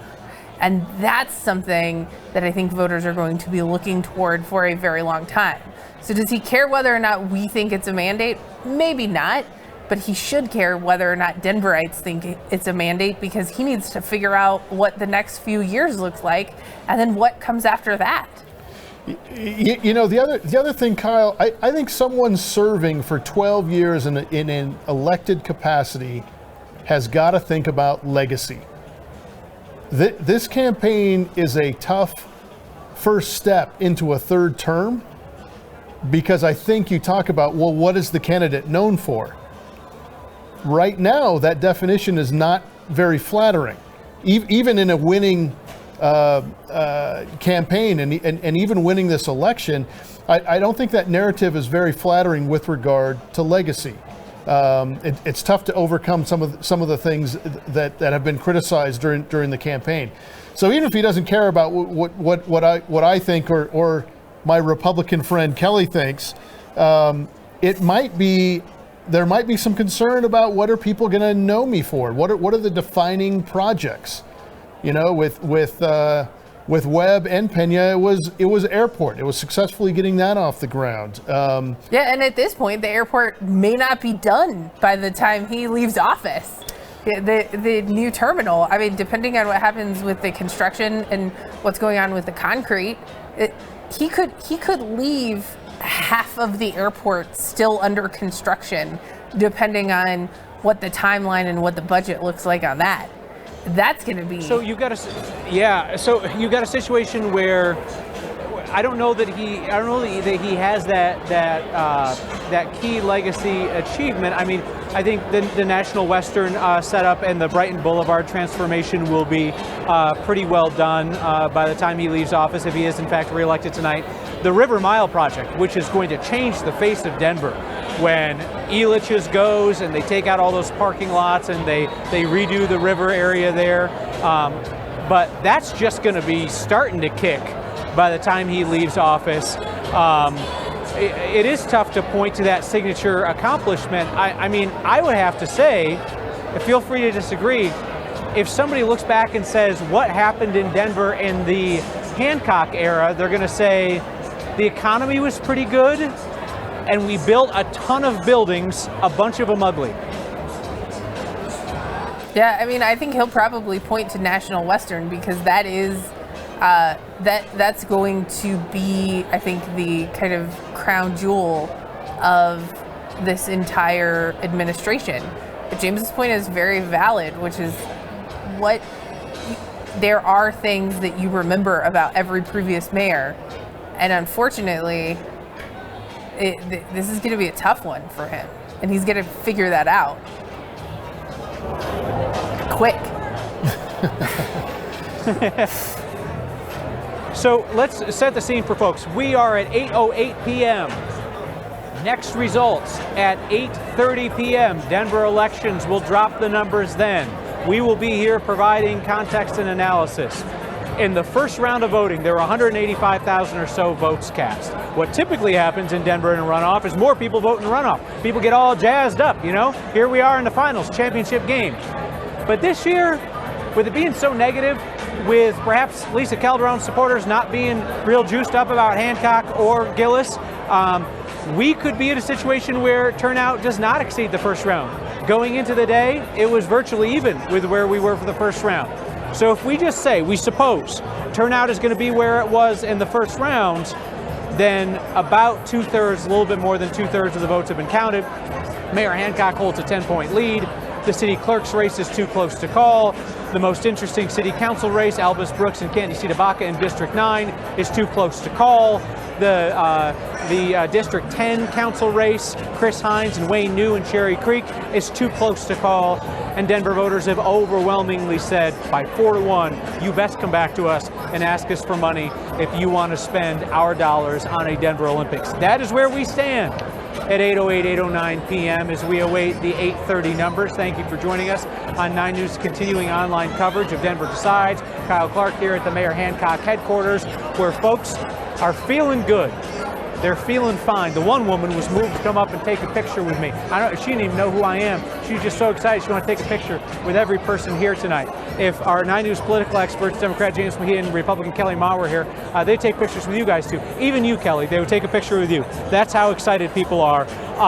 If folks are just tuning in, is there a path for Giellis through logic and numbers to win this race based on the numbers that we see now? Oh, gosh. I don't think so. And Kyle, I don't think we're looking at numbers that are going to exceed the first round either. To have not voted in the first round and then all of a sudden pay attention with everything that was going on in this mayoral campaign, the only thing that happened was a lot of negativity and a lot of naysaying on both sides, frankly, and enough stepping in it. It's Facebook. Just walk in front of it. I'm just telling Tony from Channel 7 to just walk right in front of it. It's Facebook. It's all fine. Don't worry about it. Hey, 40,000 Tony. votes left. Her campaign is saying to count. Okay. For her to make up 14,000, she'd have to get 67% of the remaining votes. I'm not good at math, but that's bad math. All right. Yeah. Hey, that's Tony from Channel 7. Everybody knows him. He's a very good reporter, and he does math, too, so that's an added bonus. Yeah, I mean, look, I think the higher the turnout, the better for Hancock, quite frankly, depending on how that all ends up coming tonight. But we did see, I pulled up right before I came in all of the Google Trends, and the searches for Mayor Hancock died off to almost zero right before Election Day, and searches for Jamie spiked. And so that tells me that late deciders were trying to find a reason to vote for her. But ultimately, this is a turnout game, and I'm like you, Kyle, I don't see the numbers exceeding the numbers in the first round. People who were engaged, and I don't see that necessarily shifting. You know, Kyle, I was really interested in how this took a turn with regard to racial overtones. Yeah. It was, it's really interesting. With such a small African-American population, and frankly, a shrinking African-American population, the issues in the African-American community were front and center in this campaign. And for Giellis to have made missteps on the NAACP, a search on Twitter comments, to some people showed a trend. I think racial issues were a much bigger issue than I ever thought they would become in a Denver race, frankly. What does that tell us? Well, I think the electorate is looking for a lot of reasons for division. We're in that kind of environment. There's no division with regard to Republican or Democrat in these municipal elections, except for Wayne New, I think the former Republican there. I mean, maybe he had some of those issues to contend with, but in general, in these nonpartisan municipal elections, I think people are looking for issues on which they should be divided. And race in this electoral campaign became a massive issue. And even people that were with Calderon or Tate the first time around, we talked about the number of those folks who wouldn't go Giellis because of her missteps on some of those racial issues. So I found it to be a pretty fascinating environment, more negative than I wish we would have seen, but a fascinating environment with regard to race. Well, and my point to James. Let me just bring people up to speed on the numbers real quick, Kelly, and then want to hear from you on this. Mayor Hancock up about 10 points. We're expecting new results in 15 minutes. The city clerk race too close to call, as is City Council District 9, Albus Brooks, Candy C. Tabaka, and 10, Wayne New, Chris Hines. Looks like Mary Beth Sussman will be packing up her desk at City Hall, and Amanda Sawyer will be joining City Council representing District 5. So, Kelly, let's return again to this idea of division and racial overtones in the race, the role that it played, and why you think it went there. Well, James and I were talking before we started this analysis, and I said I had a very hard time imagining a person who would have voted for any of the other three candidates then casting a ballot for Hancock because of the negativity. It does feel like this is largely driven by people wanting to record their dissatisfaction with the situation, whatever it is. And so I have a very hard time thinking that there are going to be a ton of Calderon or Tate supporters who then are going to cast a vote affirmatively for Hancock. And despite all of Jamie's mistakes, and the NAACP thing, the thing that bothered me about that was her laughing at it. That was a nervous laugh. Did you feel like that, or did you feel like it was just a haha, never mind? Because that's how it read to people who were offended by it. What that sounded like to me was, I have just made a very offensive mistake in the worst place I could make it. That valid. Because that is correct. That is the exact correct analysis of that. And and the thing is, she admittedly says, "I'm not a politician," and that is a reaction of somebody who is not a politician and doesn't realize that you immediately apologize and move forward. That's somebody who's uncomfortable. But we see this not just in the mayoral race, but we saw it in the C. Tabaka and the Brooks race as well. That this is, people are looking for this kind of thing to be divided on, and we see it not just on the race issue, but also on the sex and gender issue. Hence the fact that we are still talking about this sexual harassment question this 7 years later. It is, people are looking for kind of these wedges, and they're finding them. And frankly, that's one of the other things that we see with these outside money groups, is that they exist to put these wedges in between the voters, and they do a pretty good job of it. If you just look at the ads that we saw in all of these races. Yeah, in District 9 in the Brooks race, the outside groups were the ones that got pretty negative, and again, race became an issue in that campaign. It didn't go very far because there's a history with Candy C. Tabaka in multicultural communities, but I think some tried to make it a divisive issue in that campaign as well. So I want to ask you guys about something that I discussed with Mayor Hancock yesterday, and talking about what the race has focused on in the last couple of days. Obviously, the big critique of him over the last couple of weeks was about his comments about sexual harassment. And with Giellis, it did focus on these racial comments. And I asked the mayor, from his perspective, did he feel like the race got small? It's a big city. We have big city problems. We have big issues. And we're talking about stuff that the mayor did and can't explain well 7 years ago.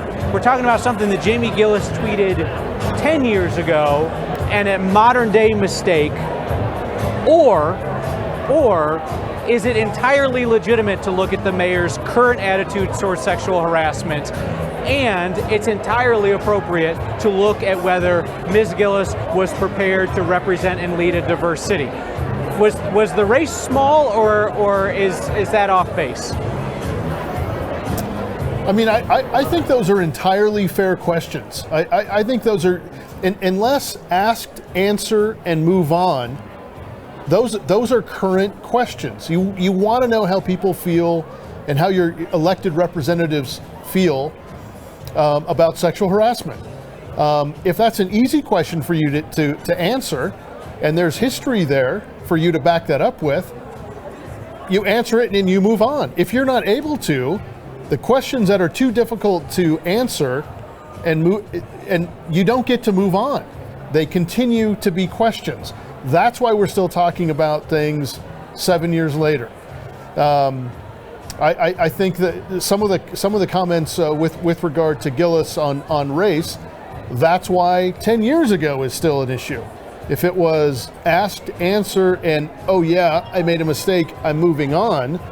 The problem is I think those questions were too difficult to answer in this environment, so they continue to become issues. They continue to be fair bait, fair questioning for both candidates on different issues. But again, back to the division question, and back to like the NAACP and the laughter question, that was the crux, and I think probably the most damaging part of that ad against her. So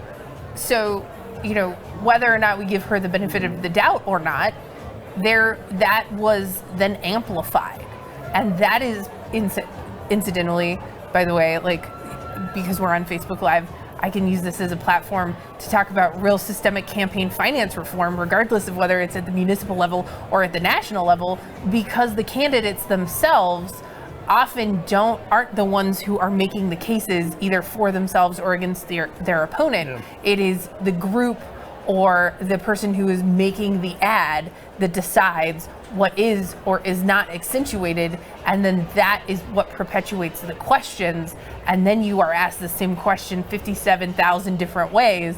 Eventually you're going to slip up, particularly for somebody who is not as practiced of a politician with Jamie Giellis as Michael Hancock.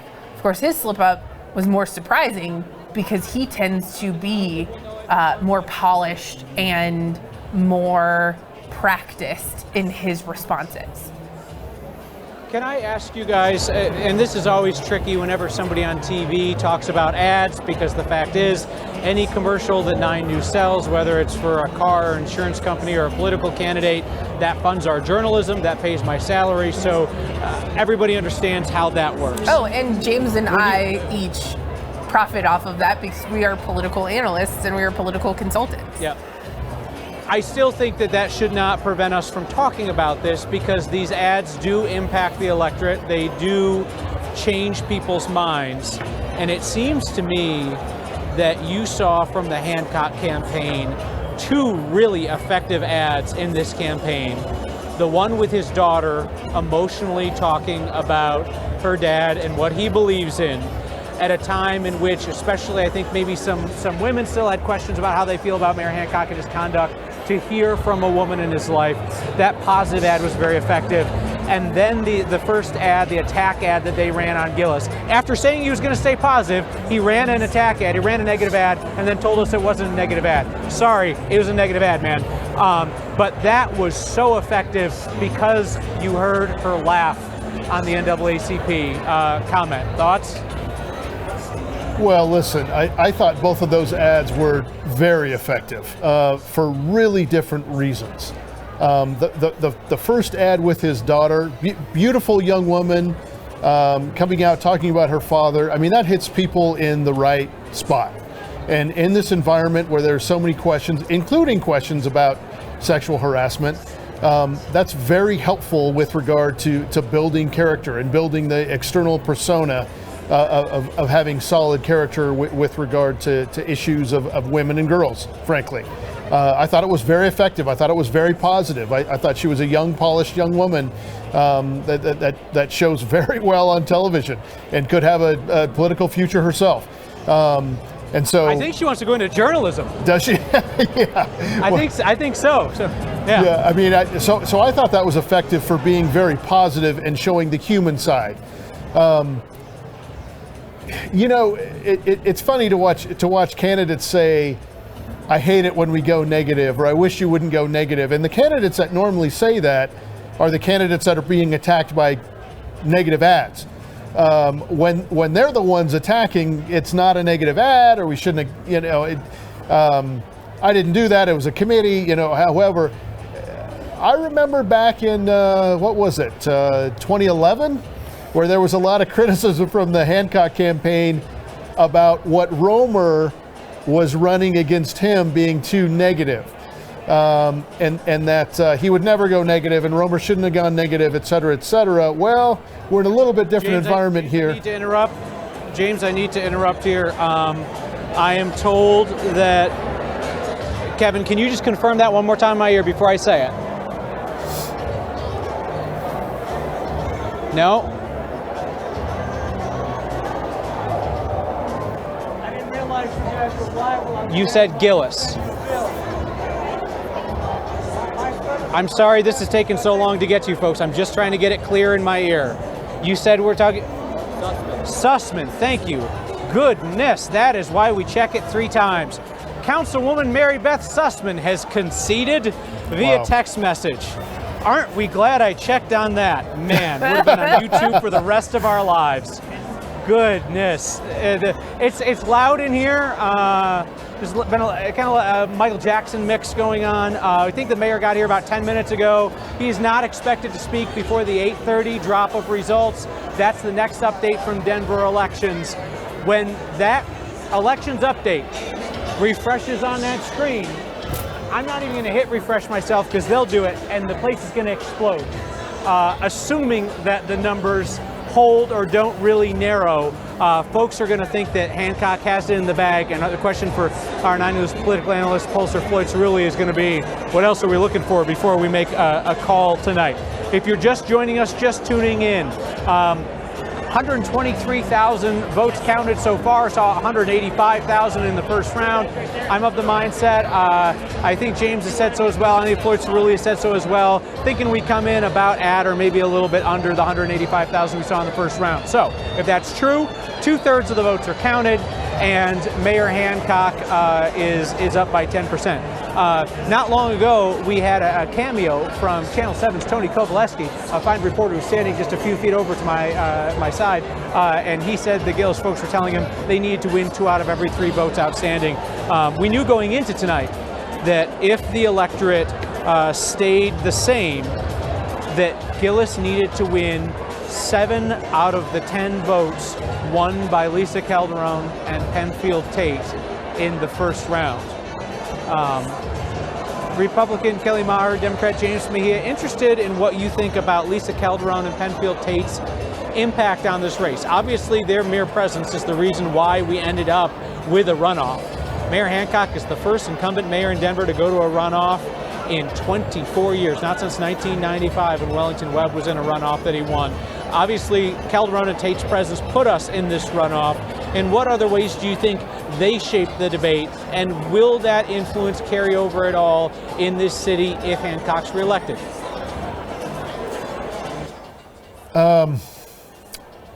I think Lisa Calderon, Dr. Calderon, carved out a very progressive stance.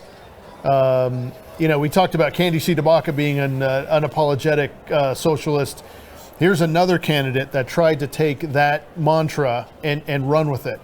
I think she outperformed where she was predicted to perform, frankly, which means she made a larger break towards mainstream Denver than many would have thought she would have made. However, after she endorsed, it was really tough to bring folks who were very left and very progressive along with her to to the middle, to the mainstream, and to go with Jamie Giellis. There were a lot of ideals that Lisa Calderon was rock solid on, that it was unclear, or Giellis was not as strong on. Whether it's the camping ban, whether that was gentrification in general. I think Dr. Calderon made her position much more clear than Jamie Giellis did in her campaign. So I think bringing those very progressive voters over was a very heavy lift. And 7 out of 10 voters, wow, that's tough. Could I redirect the question to Kelly here or something? Yeah. Could Calderon or Tate have beaten Hancock? Ooh. Oh, potentially Tate. I think that Penn Tate is exceptionally good when he has momentum, because I remember him from the legislature back when I was in middle school. Not to date myself, but I've lived in Colorado almost all my life, and Penn Tate has a following, and I think he could have. I was surprised he didn't do as well as he did, and frankly, I think tonight whatever undervoting we see are probably Calderon supporters who gotta jump in. We've got 10,000 new votes that have dropped. If this is the 8:30 update, it's a small one. 10,000 new votes in, taking us to 137,000 counted, and Michael Hancock holds his lead over Jamie Giellis, 55.6% to 44.4%. That is only an addition of another 10,000 votes, all right? We easily could see another 30, 40, maybe 50 on the high side, but what this room is gonna love when they bring it up on the big screen is that Mayor Hancock is holding his lead over Jamie Giellis. There it goes. Let's see if people realize it. That's an update, folks. The numbers haven't moved, but it is an update. I swear to you, people don't get it. They're supposed to clap. Those numbers are good for you guys. No, people are doing other things. They don't realize it yet. It'll settle in a moment. But so that's where we are. Let me just scan down the line and see if the new votes in have moved the clerk or any of the council races in a significant way. They don't really budge the clerk and recorder's race. Again, Peg Pearl, Paul Lopez, too close to call, separated by a point. Peg Pearl up 50.5 to 49.5. No significant changes in District 1 or 3, where Amanda Sandoval and Jamie Torres hold significant leads. Amanda Sawyer still has a big lead in Council District 5, where Councilwoman Mary Beth Sussman has conceded to her via text message. In District 9, the closely watched race between Councilman Elvis Brooks and Candy Tabaka. No significant change in the complexion of that race. Looks like they dropped about 1,500 votes there. Now just shy of 13,000 votes. Candy Tabaka holds a 50.8 to 49.2 lead. Chris Hines extends his lead over Councilman Wayne New in District 10, 51.3 to 48.7. Again, it's still 4-1 in favor of Initiative 302, which will force Denver to ask taxpayers for permission to spend their money on a future Olympics bid. So our big headline, small 8:30 ballot drop from Denver elections, smaller than anticipated, but to be honest with you, in the first round of voting in May, we saw some trickle outs every 90 minutes. And I remember we were on the phone with elections saying, is that it? Is that all we get? And they said, yep, what you get is what you get, and we are on a 90-minute schedule, so we would not expect another ballot update, barring something unforeseen, until 10 o'clock. So now here's your question. Is Mayor Michael Hancock going to come out and claim victory right now with 137,000 votes cast? He might not be wrong, but that would be bold. Or is he going to hold off? I cannot imagine Jamie Giellis conceding now. It's possible, anything's possible, but I cannot imagine her conceding with only 10,000 more votes in here. Is that the 8:30 drop, or is there more? Question mark. Sorry, apologize for the talk to text. We're just going to ask we're asking the Denver elections folks, is that it, or is there more coming? I don't know. What do we make out of that? It is what we thought it is. Mayor Hancock has a solid double-digit lead, and it does not appear to be eroding. And with any ballot drop, Gillis's chances get smaller. Well, I mean, remember, Kyle, though, this drop last election had mushrooms down 6, 7. Yeah. And so, that late break, you just never know if that late break is going to be substantively different than the people who had their minds made up. And that's why I say whoever the higher the turnout, probably the better for Hancock, because he really failed to turn out his base in a substantive way the first round. And frankly, I don't see a ton of people who are going to cast ballots who did not the first time. Yeah. I'm on the internet, so it's not a big deal. You want to come up and say something real quick? Come on up. You have a guest. We have a guest. So we may be, I don't know. We may get another update here in the next 90 minutes. I think that it's it's probably doubtful. Leslie Hare joins me now from state legislature. So you've been a proud supporter of Mayor Hancock. Yes. One thing that we've been talking about with our 9 News political experts tonight is whether he's been able to come to a point of conclusion and resolution about the years-old issues about sexual harassment.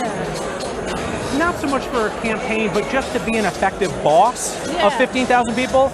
I know you support the mayor. Is that a fair question for us to ask and talk about? Of course. I think it's always a fair question. And I think it's really important that we have this conversation. So no, the conversation is not done. It's not over just because he's won this race. He needs to continue to work to ensure that he's gained the trust and respect of his women's staff, his female staff.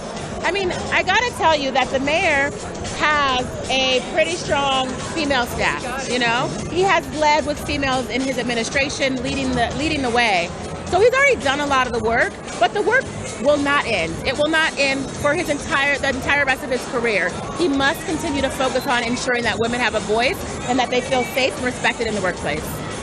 One other question that I've asked him about a number of times, I think it's one thing to answer the question in the heat of the campaign and maybe different later, is in a first round in which 60% of the voters voted against him. It looks like he's poised for victory tonight. But I've asked him, was he humbled or changed or anything in terms of the folks who registered their discontent with the way the city is going? And he's told me, full steam ahead, steam ahead. Do you think he would benefit from some reflection? Do you think some of that's just campaign talk? Yeah, as a candidate, you really have to put on this almost air that you're going to win. People want to pick a winner, not someone who's down, and that's real. So I think he has to really put out the fact that he was going to win and that he's confident in that victory. But is he humbled by this? Absolutely. I think in his heart he must be. Is he taking some stuff away from this that he then will turn into his last term in his administration? Absolutely. He's got to ensure that he addresses some of the concerns that were brought up by folks who voted against him. And that's something that he is going to have to be very intentional about. Last question for you. You're not in city government, you're in state government, but you represent part of Denver. What do you take away from this election in terms of the way that you'll lead? Look, I think it's more than just about what happened in the mayoral race. It's about what happened throughout the city. We've got some races that are really tight, some incumbents that might be defeated tonight. What this tells me is that you've got to stay in touch with the people. You've got to make sure that you're working with people one-on-one, you know what's going to happen, and that they're reflected in your agenda and how you move forward. It looks like we're going to hear looks like we're going to get started. Thank you so much. Now. I appreciate your time. Thank you very much. How's everyone doing? So right now the program appears to be beginning. This is Andrew Feinstein. He runs Exto here. And he has a very loud microphone, which is his right because he owns this joint. Thrilled to be here. I'm introducing some very special guests. I just want to do a quick word about everyone in this room. And we're going to do some housekeeping stuff. Michael Hancock. In a moment, we're going to get you plugged into that microphone so that you're going to be able to hear it a lot better. This was a tough runoff. This was a tough runoff. But it was like an Avengers movie. We all came together. Is the mayor going to speak? Denver, every community, we all worked together. We all bonded, and we got through it as a family because we are all Denver. Okay. And so with that, I'm going to introduce the two most famous people in this campaign, the two most famous members of the Hancock family, Mary Louise Lee and I just asked his campaign spokesperson, is it over? Do they think it's over? And she said, I don't know. That says to me that he's not going to claim victory from the stage at this point while they still wait for more votes, up 10%. But you know what? Surprises happen. Grady, are we plugged in so we can listen up there? If I get out of the way, we can. I am going to get out of the way, and let's listen to the mayor's family. Here we are again. Hey, thank you. I just celebrated my 21st birthday, so that's why everyone's telling me happy birthday. For the past couple hours, I struggled with what I was going to say for this event. But I realized that I needed to keep it real, just like the parents who raised me. They always keep it real. All right, so we know who this guy is who's in the lead. We know why we're here, and we know who deserves to be in office. My dad, Mayor Michael B. Hancock. It's been a ride. I've seen my dad come home late nights, maybe later than I've come home, and wake up early in the morning. You fought for this, Dad. So now more than ever, I know that you deserve this. I see the dedication that you've made every day. And my mom and my brother can definitely relate to that as well. You are stronger than any man I know, and you deserve this moment right here. I don't know where you are right now, Dad, but I just want to let you know to keep striving, keep being positive, and know that your immediate family and everyone in this room is here behind you the whole way.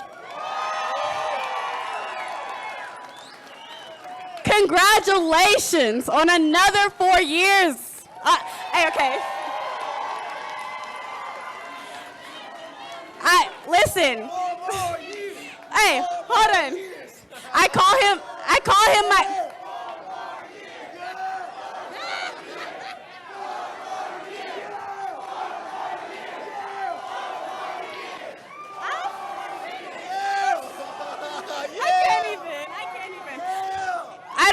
I don't know where my dad is, but I love you infinity times infinity, and I'm so proud of you, Dad. I'm so proud of the mayor that you are and the father that you've always been to me. So that's all I have to say.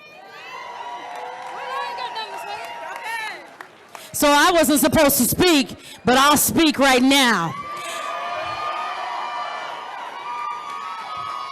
So like I said at the women's rally, I know you haven't seen much of me, but I've always been supportive of my husband. So let the people think what they want to think. This is the real deal. He supports me in my dreams, and I support him. I am so proud of the man that he is and the mayor that he has been and that he will be for the next 4 years. And we want to thank all of you for your support, your love, and especially to our family. It is hard. Let me tell you, if you've never been in a political family, I'm letting you know right now, it is hard for the immediate family. We have to sacrifice my husband, our dad, their dad, for the city. But we know that he is the man for the job. He loves what he does, and we thank you all for your love and your support. Thank you so much. God bless you.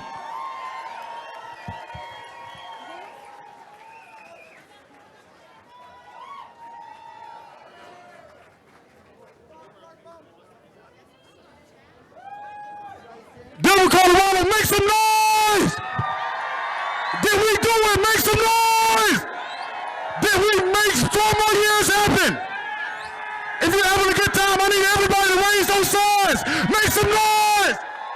4 more years! I can't hear you. 4 more years! 4 more! Hey, we can't bring them out here.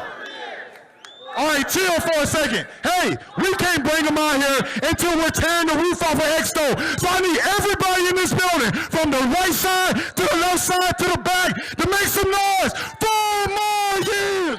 4 more years. 4 more years. 4 more years. 4 more years.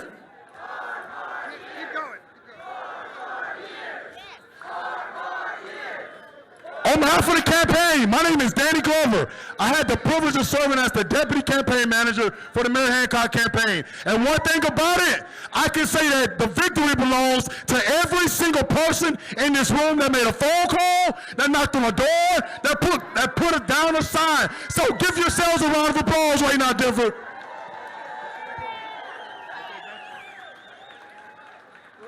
My job was to come up here and do chants until he came up, so we're going to keep doing chants until he comes up. When I say Michael, you say Hancock. Michael! Michael! When I say 4, you say years. 4! 4! When I say 3, you say P. 3! 3! When I say Michael, you say Hancock. Michael! Michael! When I say 4, you say years. 4! 4! When I say 3, you say P. 3! 3! Now make some noise for the next man, Denver, Michael B. Hancock!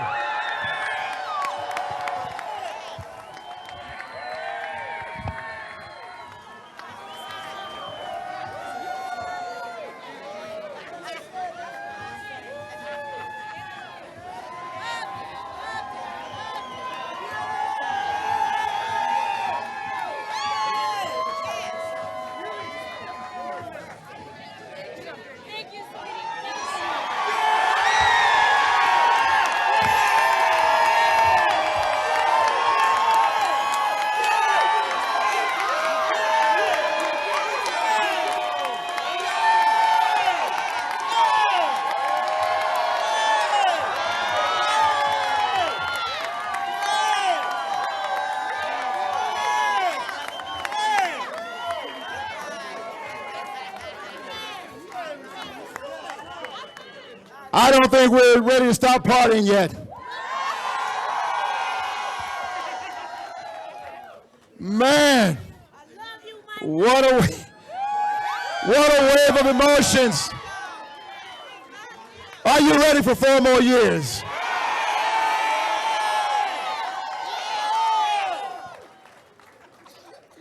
Thank you, Denver. I got to say this first. To God be the glory. To all of you who sent messages to me, thank you. That's exactly what you said.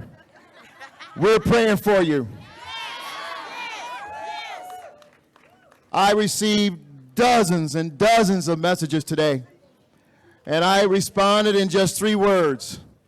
Just watch God.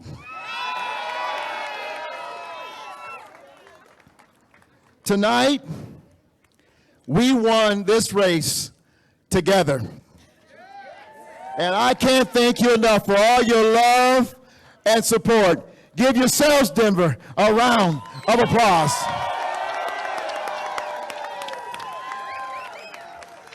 This is the people's victory because the people powered this campaign. Governor Hickenlooper, get up here.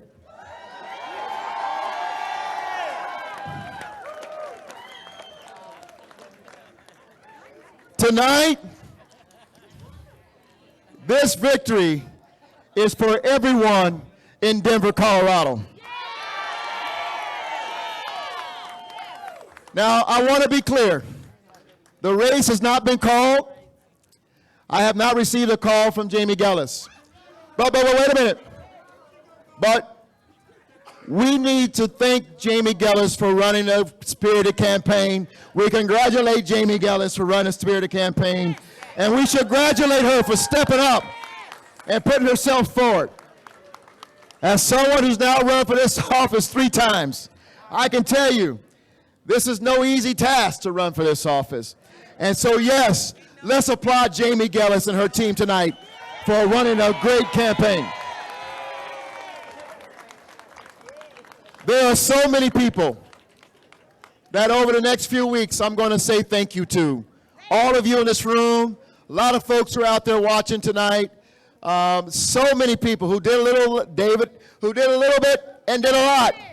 Every little bit counts, and a whole lot counted as well. We could not be here tonight without you. And so I want to thank everyone here tonight for your support over the last 8 years and certainly during this campaign. I certainly have to thank my staff and appointees. Yeah.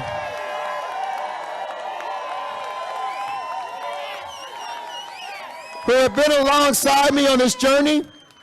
They came to work every day, working hard to serve the people of Denver. Many of them went on leave of absence after May 7th without pay to help see this campaign through. Thank you to our staff and all the appointees.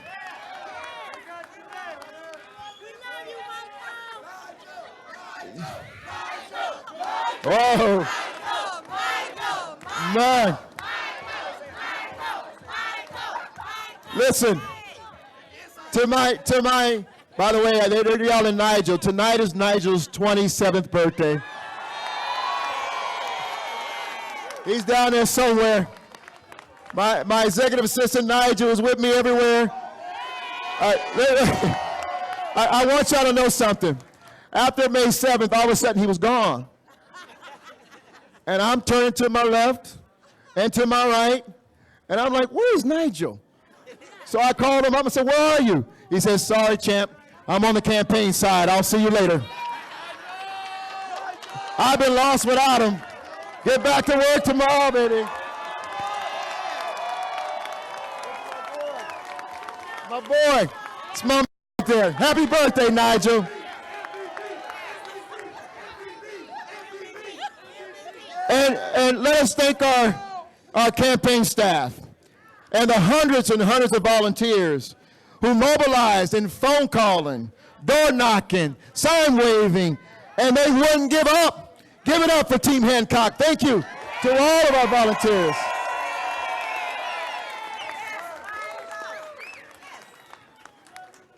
You know, y'all already know I'm from a big family.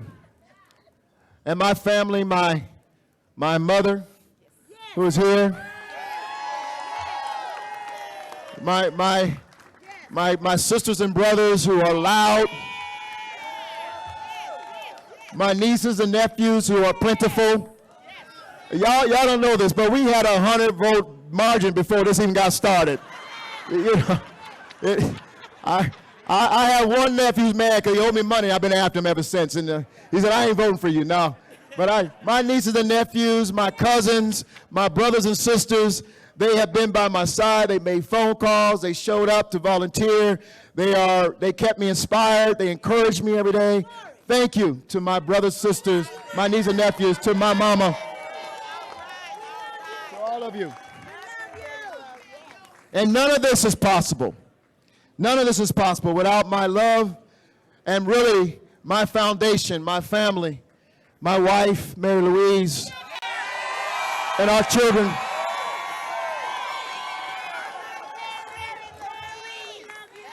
You know, Mary.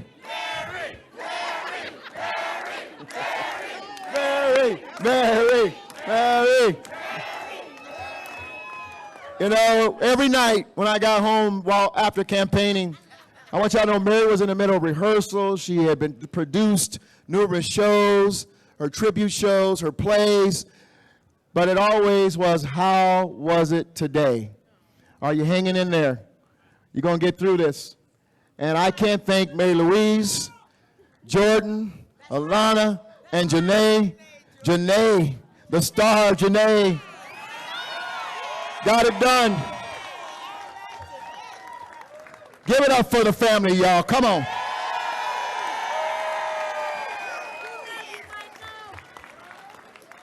I heard one of the news commentators said, you know, toward the end of the campaign, they put Janae's commercial back up. Hell yeah, we put today's commercial back up. Denver loved her. Didn't you love her? She was awesome. And of course, one more time, to the people of Denver for entrusting me with this awesome responsibility of being your mayor. I am so proud to have accepted this mantle from so many phenomenal mayors who've come before me. Two of them are up here. They didn't have to step up. They didn't have to endorse me. One's running for president.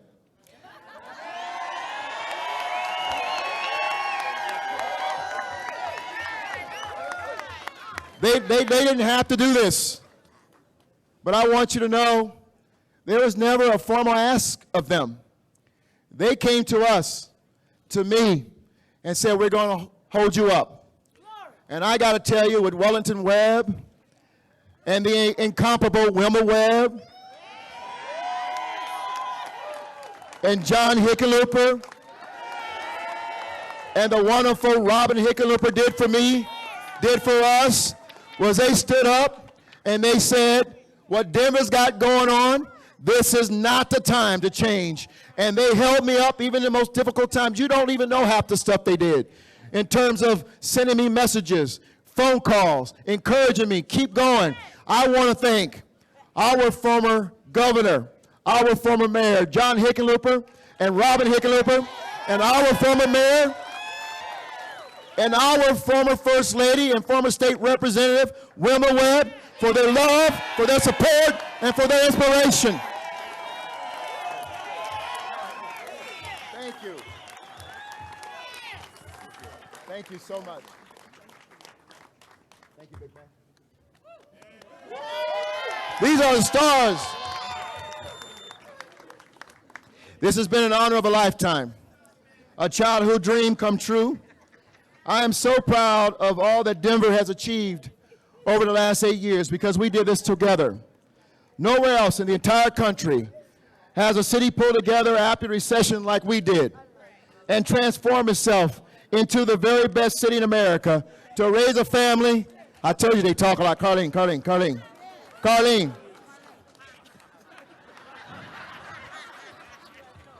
To raise a family and to build a future. Denver, we did this together. You did this, Denver. Thank you. Today, Denver is leading the country in good jobs, in quality of life, in lifting people and families up, and supporting our communities and neighborhoods. And we won't stop now. That's right. By every standard, by every measure, Denver is leading, not because we pull back, but because we move forward. That's right. And tonight, the people of Denver agreed. They said they want 4 more years of progress.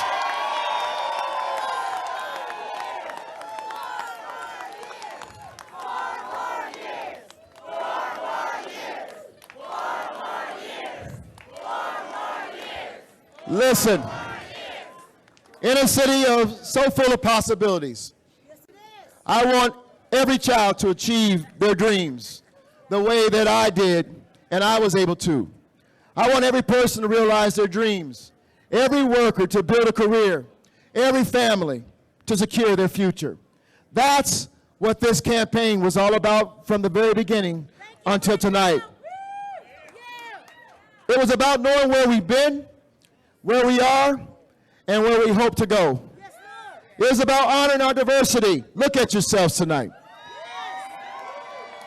It was about connecting to every neighborhood and respecting all people of Denver.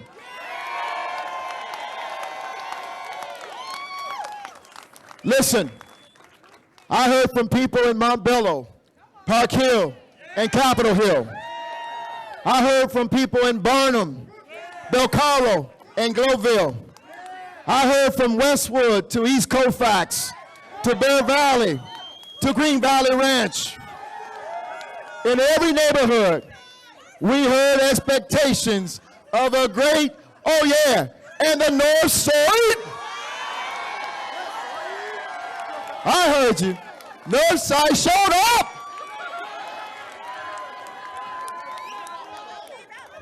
I heard the expectations of a great city. I heard you. You said serve with distinction. Yes. Make us proud. Yes. Be present. Yes. Be accountable. Yes. Be aware. Yes. And leave no one behind. Yes. I want you to hear me clearly tonight, Denver. I heard you. And I will not forsake the trust that you've invested in me tonight with the greatest honor of being reelected as your mayor for a third term.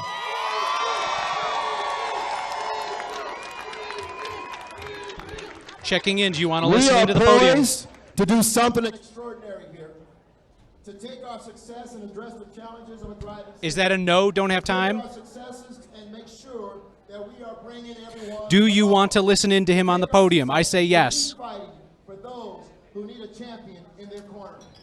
Fighting for more affordable and attainable housing. Fighting for increased wages. Fighting to help our women.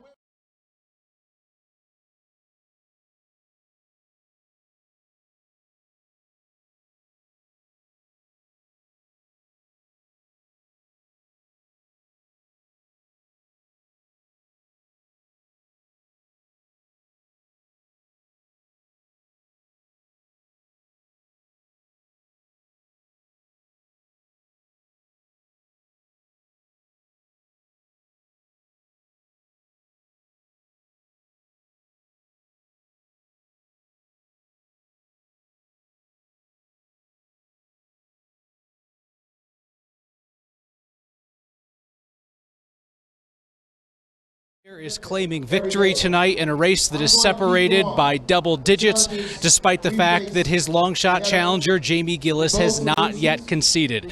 The mayor is at Exto, where he's speaking to his supporters. Let's listen in briefly.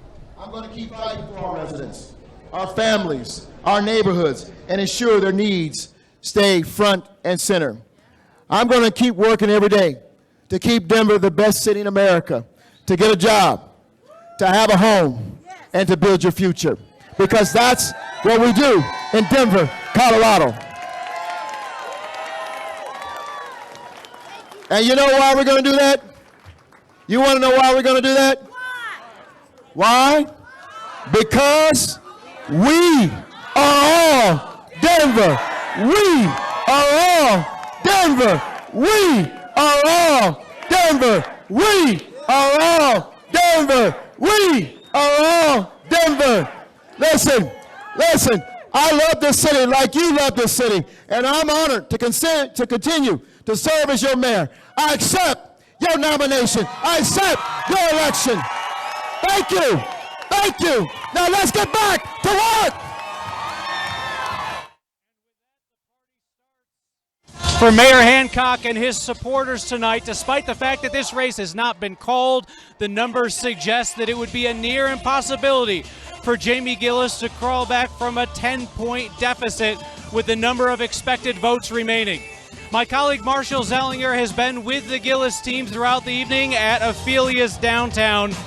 Marshall, it is pure excitement here for the Hancock folks. How are they feeling down the street?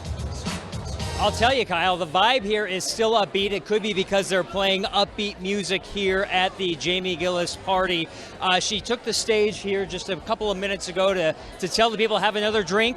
She's not ready to call it yet because she says there are still plenty of votes out there, describing how ballots are still being received to the election headquarters. There are all those ballot boxes that get filled until 7 o'clock. And I learned they actually take the bags of the boxes and go weigh them when they get to the elections office, and that's how they determine how many ballots are out there, because you can't eyeball how many are out there, but the math is leaning toward the favor of the party you're at and not this party. On stage just a short time ago, Jamie Giellis talked about holding out hope here. I'm looking around because I know she's down here hoping to get a live interview with her, but she said that she's not ready to give up. She took the stage with a kiss from her husband. It was the first time we had seen her at this party. She had been off-site with her family, but this is the first thing she said when she took the stage a couple of minutes ago. The early numbers are not in our favor right now, but there are still a lot of ballots out. There are still a lot of ballots out. There are still a lot of ballots to be counted. And so I wanted to come out here tonight and say, we are not giving up the fight yet. I don't want you to either.